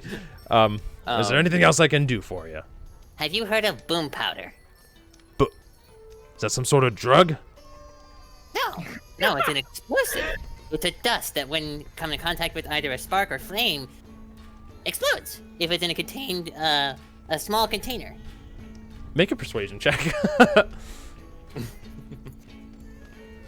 That's a performance. Whoops. I just get on the desk and start dancing for him. 19. Okay. That's perception. You bitch. What is your persuasion modifier? It's still the same. +1. It's 19. Okay. Sure. What was it that you just said? I was like in the flow Boom of it. powder. Boom powder. When it comes in contact with the spark or flame, it would explode. You can hear him kind of mutter to himself. Sounds like a drug. I can't say that I've heard of that personally. That probably sounds like something more Tanston deals with. Yeah. Okay. Does he have a broom anywhere? Oh my god. Yeah. How much for that? My broom? Yes, your broom. I want your I broom. use that to clean. I know. I want to use it for other things. You can get those at a general store. You don't need mine. Point me in the direction. Out there and turn right. It's on the town square. Perfect. Goodbye. God, I love. Is there anything that the rest of you are doing currently as the sun sets? Like different stands are being put up around. I'm gonna charisma my way to as much free alcohol as I can. I would have spent time explaining to Killian what he asked in the first place, which is what happened. Oh, yeah. Okay, sure. You go over the entirety of the event for the sake of was there anything specific, or were you just gonna like recap the whole thing for him? I would have recapped it all and left out the part about the memoriam. Okay. He's actively listens the whole time that you're sharing this information, and he seems very friendly. From what you would expect from a royal, let alone like you've seen nobles. I'd say you've seen nobles before, and they can hold themselves very pompous or sometimes relatively kind, but this guy for a royal seems pretty genuine, and he takes in all of this information, and towards the end of it, well, it's quite the story. I suppose that were your group not here, could have had a very different outcome. Oh, I've seen a few capable soldiers, and along with the guidance of Commander Aethys and Torin. This Commander Aethys. Okay. I've heard of this Commander Aethys' name. Suppose I should introduce myself to him at some point tonight. Yes, he's got a bit of a raspy voice. Well, I'll keep an ear out. Well, Gar, I appreciate you filling me in on everything. Does your group have a name, by the way? I mean, you seem very like you worked well together. Never. I would still be there. By the way, the worst part of any D&D party. I know.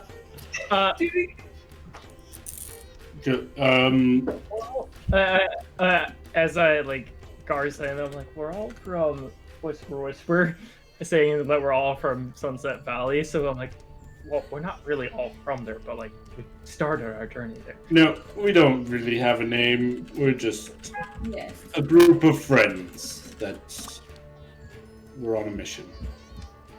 Well, I suppose that's the best kind. Friendship surpasses any normal obligation, so to speak. We're very lucky you were there. Huh. Having a name. Does this sound like you're like a pirate crew? Pirates. Hate them.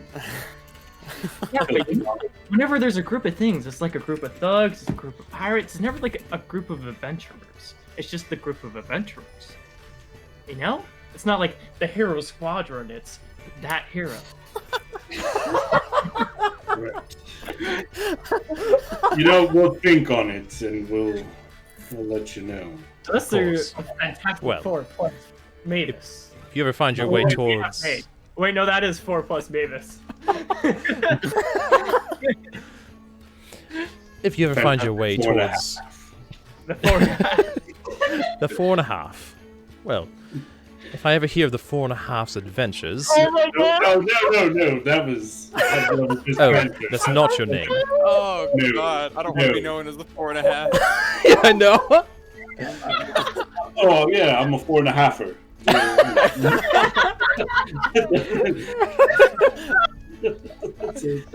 Nope. Well. We do not have a name yet. Well. We're still working on it. I guess a name is not really necessary. Your accomplishments have been enough. Hmm. And I'm sure everyone here appreciates them. If you ever find your way towards Credina or Rento, be sure to check by. Credina or Rento? And if Thank you... you. Those are different names from what he gave. No, he gave those names. Yep, Credina is where the Galamans are from. Rento is the capital of Ador. Okay, then I put these under the wrong... Oh, wait, no, I'm looking at the wrong family. I was looking at the High Stalks. Yeah, they're in Nidon and Zuro. Yeah, that's what I had written down. Like, that's not the names at all. Yeah. What? I just put these in the wrong spot again. Holy crap me. We're finding ways away, but if we ever make our way to that end, come.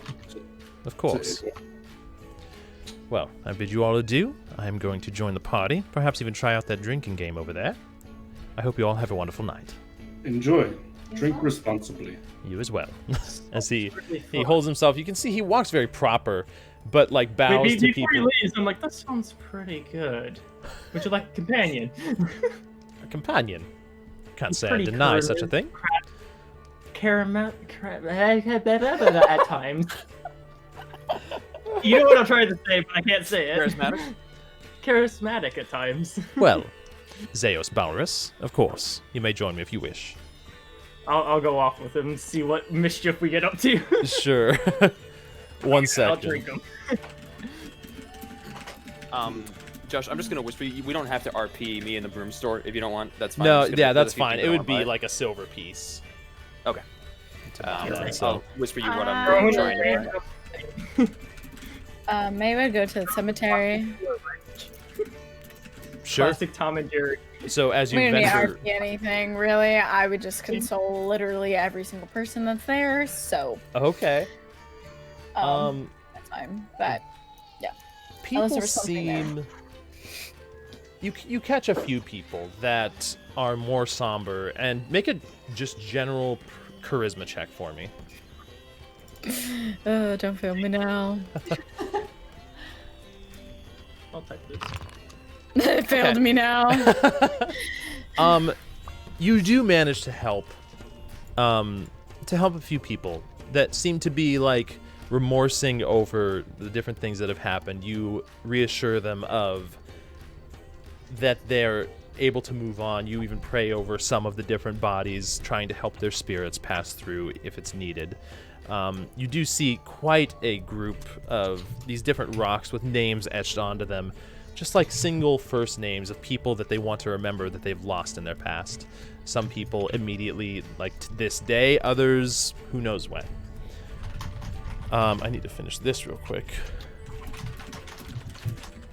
I need to type this out 1 second. Are there like blank rocks? Like, could anyone write a name down?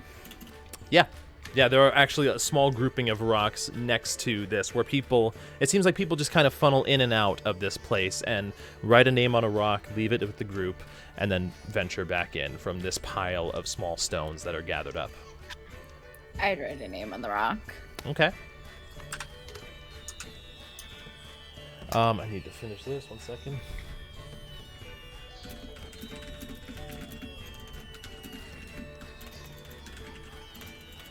I'm gonna quickly run to the bathroom because during a bathroom break I totally forgot to do that, so I'll be right back. Okay.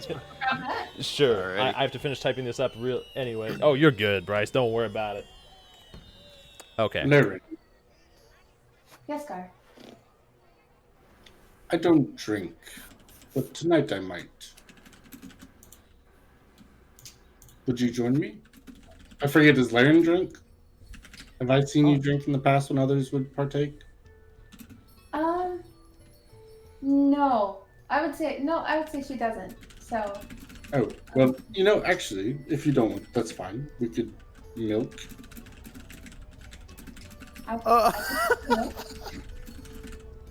What? We could milk. We could milk. We could drink milk. There you go. All right. I got you. Actually, I have this handy trick when it comes to milk. I'll show you, and I'll find a place where we could get some milk. Sure. You do manage to find a general store where this is farmland, so you actually find it's almost like a farmer's market type of thing. There are stations set up for fruit, others for bread, others for, indeed, milk from the local farm area that they have there, kind of motioning out to people to try. There are a few kids near with a couple adults next to them that are each trying it, and some of them even purchase some of it. I'll have two glasses of milk. 2 glasses? Of course, of course. That'll be, how much do we say, dear? As you can see, this like woman that looks like probably in her early 30s looks down to a child next to her, a young girl that this almost looks like a mother and daughter team that is doing this. As this young girl opens up like a book and like scans for a page. 5 copper for 1 glass. Right. Cool. I'll have 2, so a silver then. That'll be 1 silver piece. Right. And I look. Is there anybody that looks like they're wanting milk but maybe can't afford it?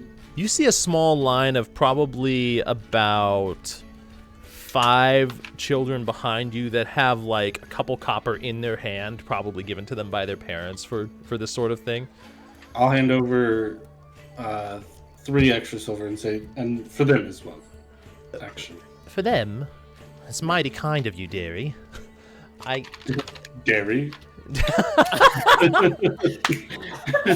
That's actually good. God, I'm actually really happy for you for that one. Oh my god. Well, you lot, this fine... You're Dragonborn, aren't you? Yes. Never seen one around here. They're mostly farm folk. This fine Dragonborn has purchased for each of you a glass of milk. And you can see each of the children like, oh, they start looking to each other. Yeah! And there's like this small applause in the middle of this cacophony of sound around you as they each like look at you and like with these very thankful eyes. And the one like closest to you is like a young boy. Thank you, big lizard man. What are you? I put my hand on Gar. I've never seen one before. I'm a Dragonborn, and my name is Gar. Gar? Gar. Thank you, Gar. As each of them like in chorus afterwards. Thank you, Gar. Now, watch this. And I line up the glasses of milk, and I want to kind of start to form my frost breath weapon. Okay. And I'm gonna just slightly breathe on all the glasses to get it nice and cold. Sure. Make a but not like frozen.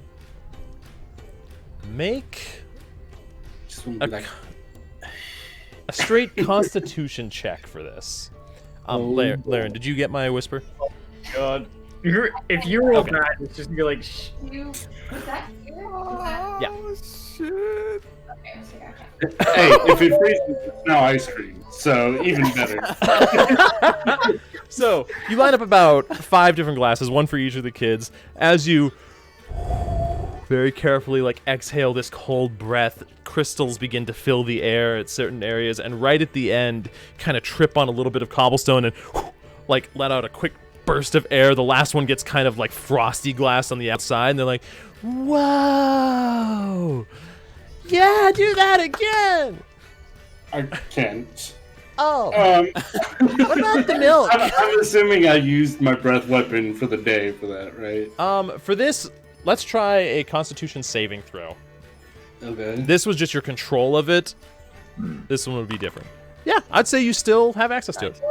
Oh, I mean, I could do it again, but if I do it again, it'll freeze the milk. Oh, no, Which it's isn't good. terrible. You eat it with the spoon then, and then it's delicious. Like ice cream? Ice cream? So, like you begin There's ice realizing. cream? No, that was a thing here. I thought it was just right. Fucking movies on their ice cream. As you finish like exhaling this cold breath over all the milk, the woman behind the stand like leans over.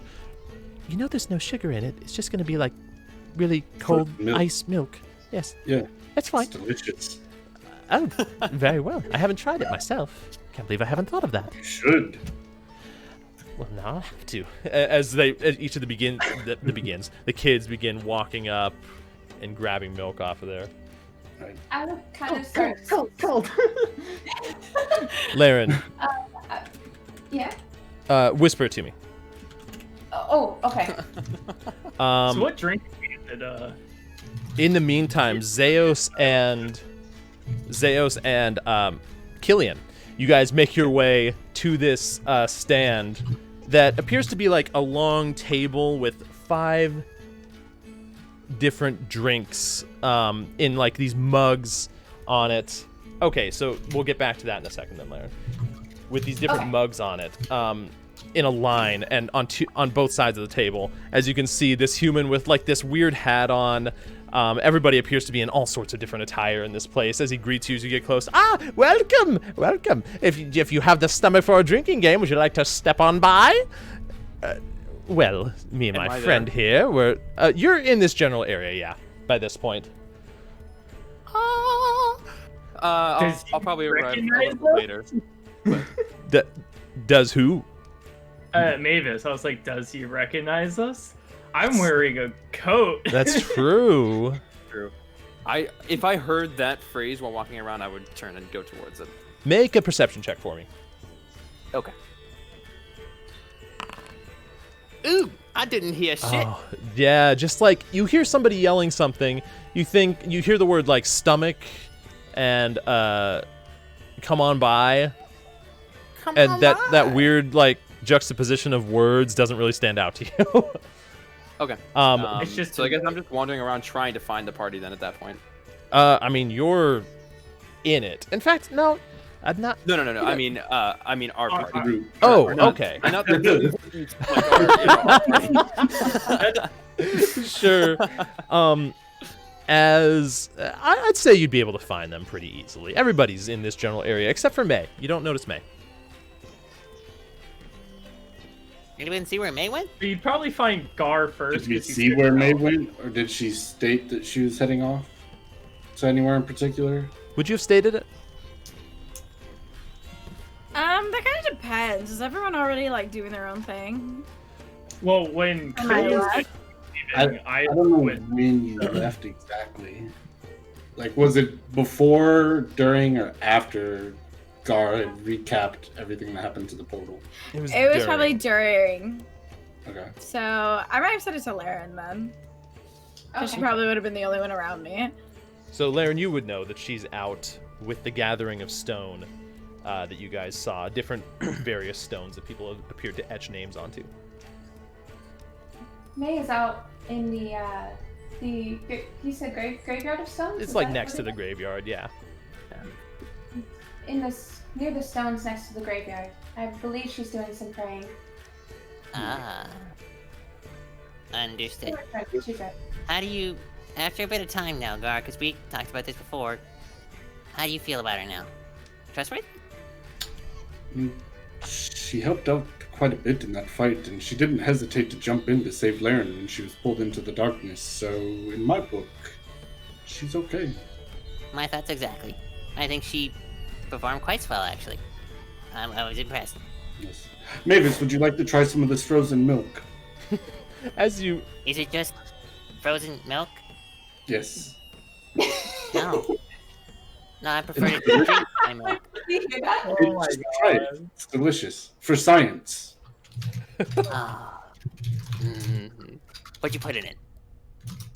Milk. I grab it, sniff it, look at it, it smells like milk. lick it. A little bit cold. Oh, It's got yeah, a hint of a fishy smell from my breath.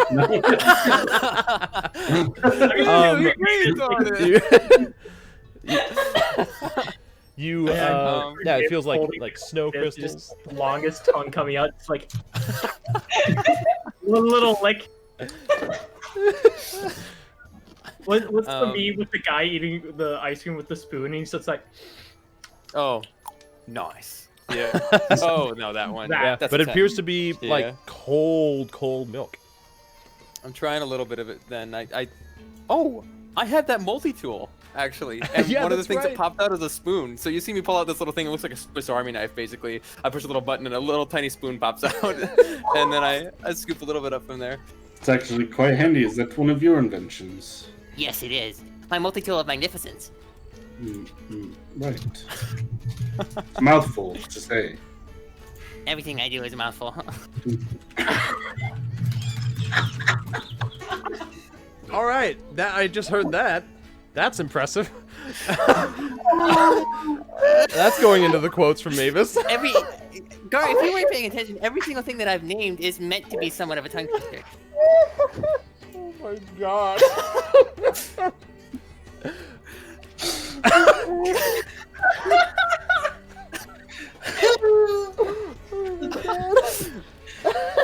I don't know why that's so funny, Gar. Oh well. This milk tastes horrible though. It tastes a lot better just as milk. It's milk. It is milk. You taste I it, just wanna Mavis. drink it. It tastes like milk. Yeah, but you gotta like suck on it and chew on it, and like no, I just want to drink it. So I know innuendos left and right. I'm heating up the glass. I'm trying to melt that. Milk, don't melt my milk. It's not your milk, it's mine. I already licked it. No, it was, I licked it very. Oh my god. Oh, Oh shit. Man. I'm gonna go get more milk. Gar, as you turn around to get milk, to get more milk, you turn around and Laren is no longer there. Oh shit. oh, Would I notice this? Oh yeah, you All the didn't women left you. you didn't notice her there before. out. She's gone. Wow, she is really quite sneaky, huh? Indeed. I guess you would trained well for it. Laren, Are we partying tonight? Are you drinking? Other than milk? I was drinking milk until you stole it. You Laren, handed me your milk?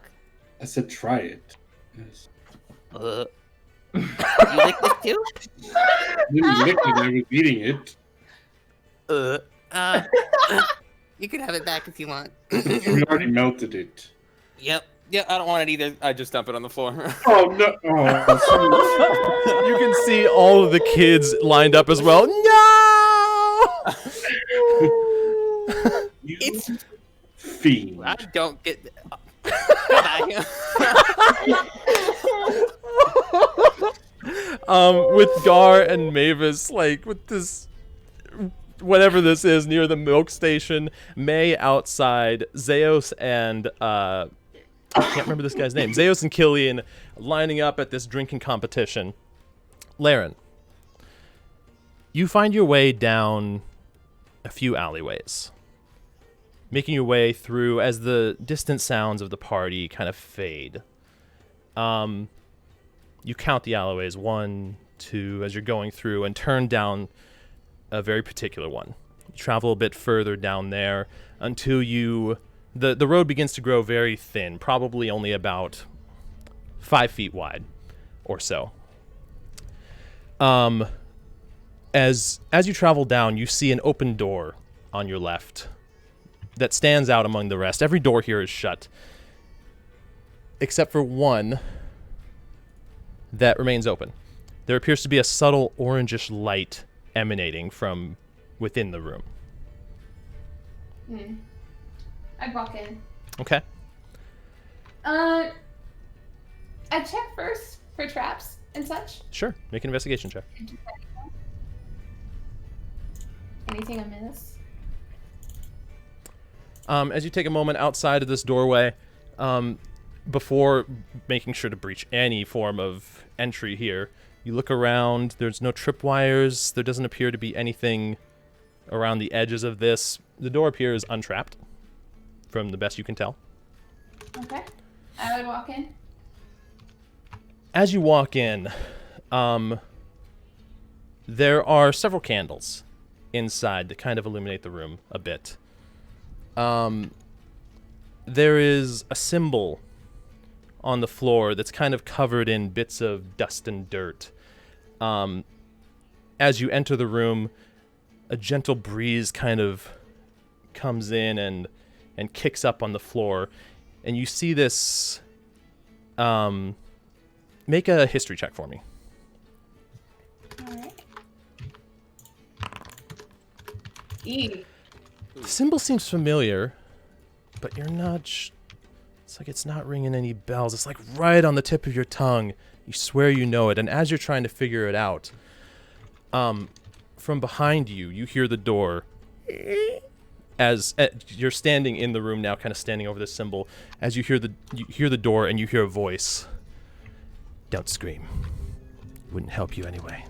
As you turn around, and your heart drops, as you see Athenor staring you back in the face, currently closing the door to this building. Very gently. You can see, I have a picture of him that I need to show. I don't know if that was. Because you didn't see it before. He has this pompous look on his face, this like half smirk with like squinted eyes, and hair that kind of drops off to the sides, not really framing his face. Where is it? Here we go. This is what he looks like. Okay.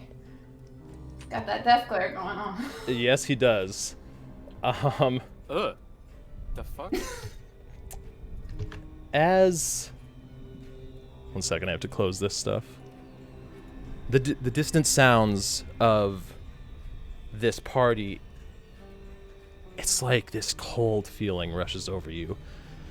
As Athenor finishes closing the door, says, well, well, well. You and your lot have been quite a thorn in my side.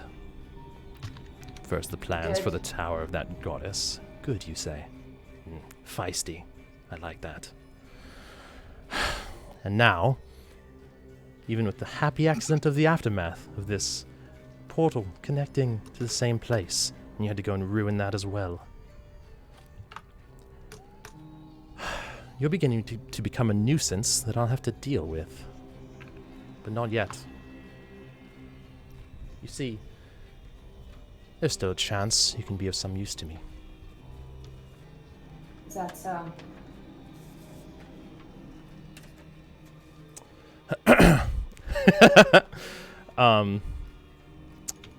You know, Laren, the others of your group are quite difficult to get information on. Seems like nobody around here knows that Dragonborn fellow. And either way, his dedication to Melora would prove him to be quite unuseful to me. That gnome friend, why, he wouldn't understand magic if it came up and talked to him in the face. Far too eccentric for my purposes.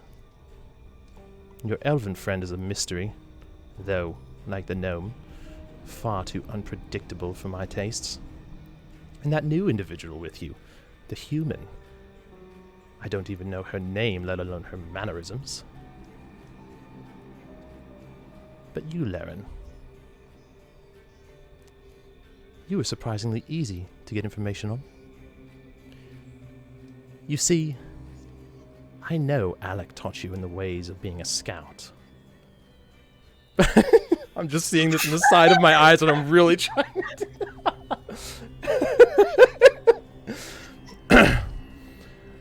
But I saw what you did to my office door.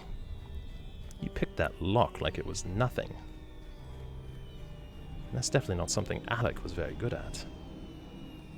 Also, I don't know which of you managed to make my desk say chicken butt to me, but it was quite annoying to have to deal with. Yes!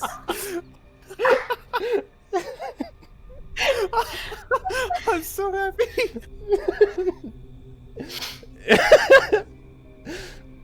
What is your point in all of this? You've gone on long enough. My point is that you're very good at being unseen, very good at seeming to get to things that should rather be locked away. So, I have a proposition for you. You do a little something for me. Retrieve an item, really. Harmless. No magical properties, no power to it. A mere trinket that I would like. As he leans closer to you and whispers towards you. Which I'm actually going to whisper this.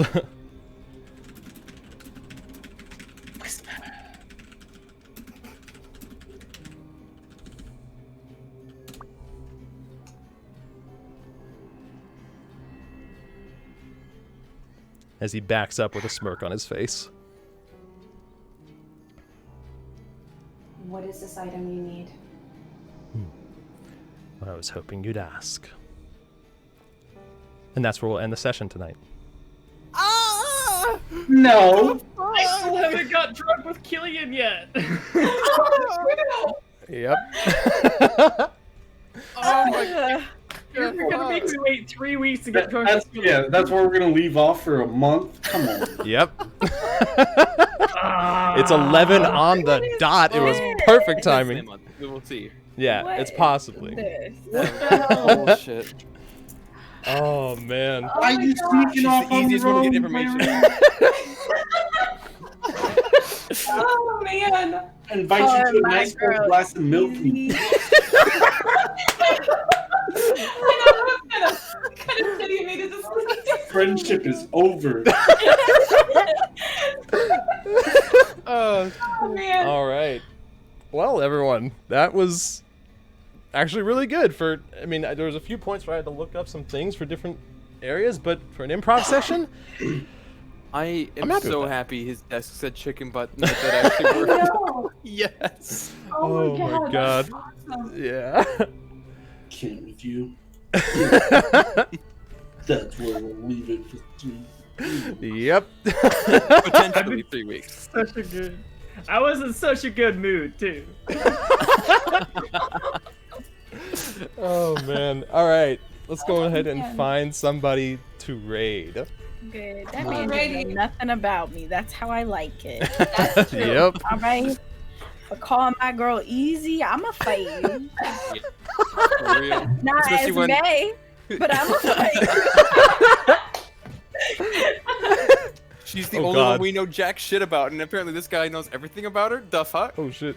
I'm sorry. He blackmailed my girl. I'ma fight you. And, Oh and man. what do you have over her, I'm though? making her suffer like What was this. the name he said that trained her? Alec. And you guys heard it. That's Marcon's real name. That's right. Oh my gosh, I didn't. I didn't remember that at all. Yeah, it was on the piece of paper that you guys found that freed him. Where did it come They from? were trying to see if he was the same person. Alec is what he went by before. When he left the order, he divested himself from that name and called himself Marcon. Gotcha. Well, I'm gonna have to make sure that's in Yeah, the because notes. Marcon's a better name. I know, right? Fact. All right, let's see. Who do we have online to be able to raid? Oh, Lynette's I don't online. know. You tell me. Yeah, let's raid Lynette. She is currently doing some Fall Guys. All right. Oh, hey. So, thank you guys for joining us. Everybody in chat that might still be lurking or hanging out, it's been a great time having you here. We will let you know if we are... Uh-oh. Wait, is Lynette ending? Oh, no. Wait, She's did we level up?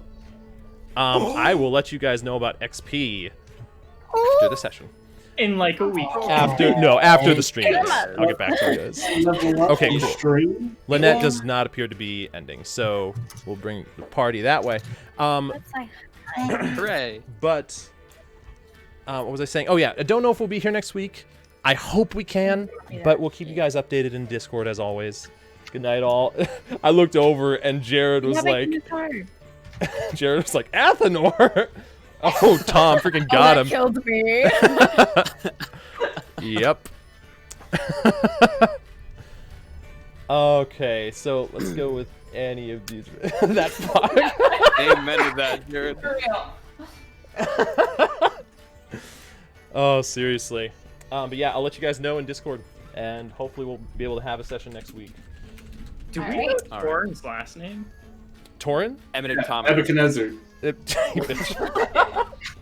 Can you type that for me? Thanks. I absolutely cannot. Actually, sorry. No, I've got you. No, it's all right. No, I got it wrong. I don't think I wrote that once just because of how that's spelled. Yeah, it looks like utter gibberish. Oh, so, Benedictominus. I kept hearing Benedictominus. Okay, I need to talk to him, so that's got to be on my notes for next time. Nice. I'm amazed we haven't gone to another night yet. It's still like going. Oh, that's true. Everything that happened there. I was expecting us to go through like another day at least, but no. The last session and this session we're still on the 17th. Yep, this is the night of the 17th. The sun has officially gone down, but we could have a shout out for Bit as we're going to be continuing her campaign tomorrow as well. Right. And then Woo! Get that pirate's booty. Yeah, baby. And let's go ahead and go into this raid here. Nick. So I have no idea what's going on in your campaign.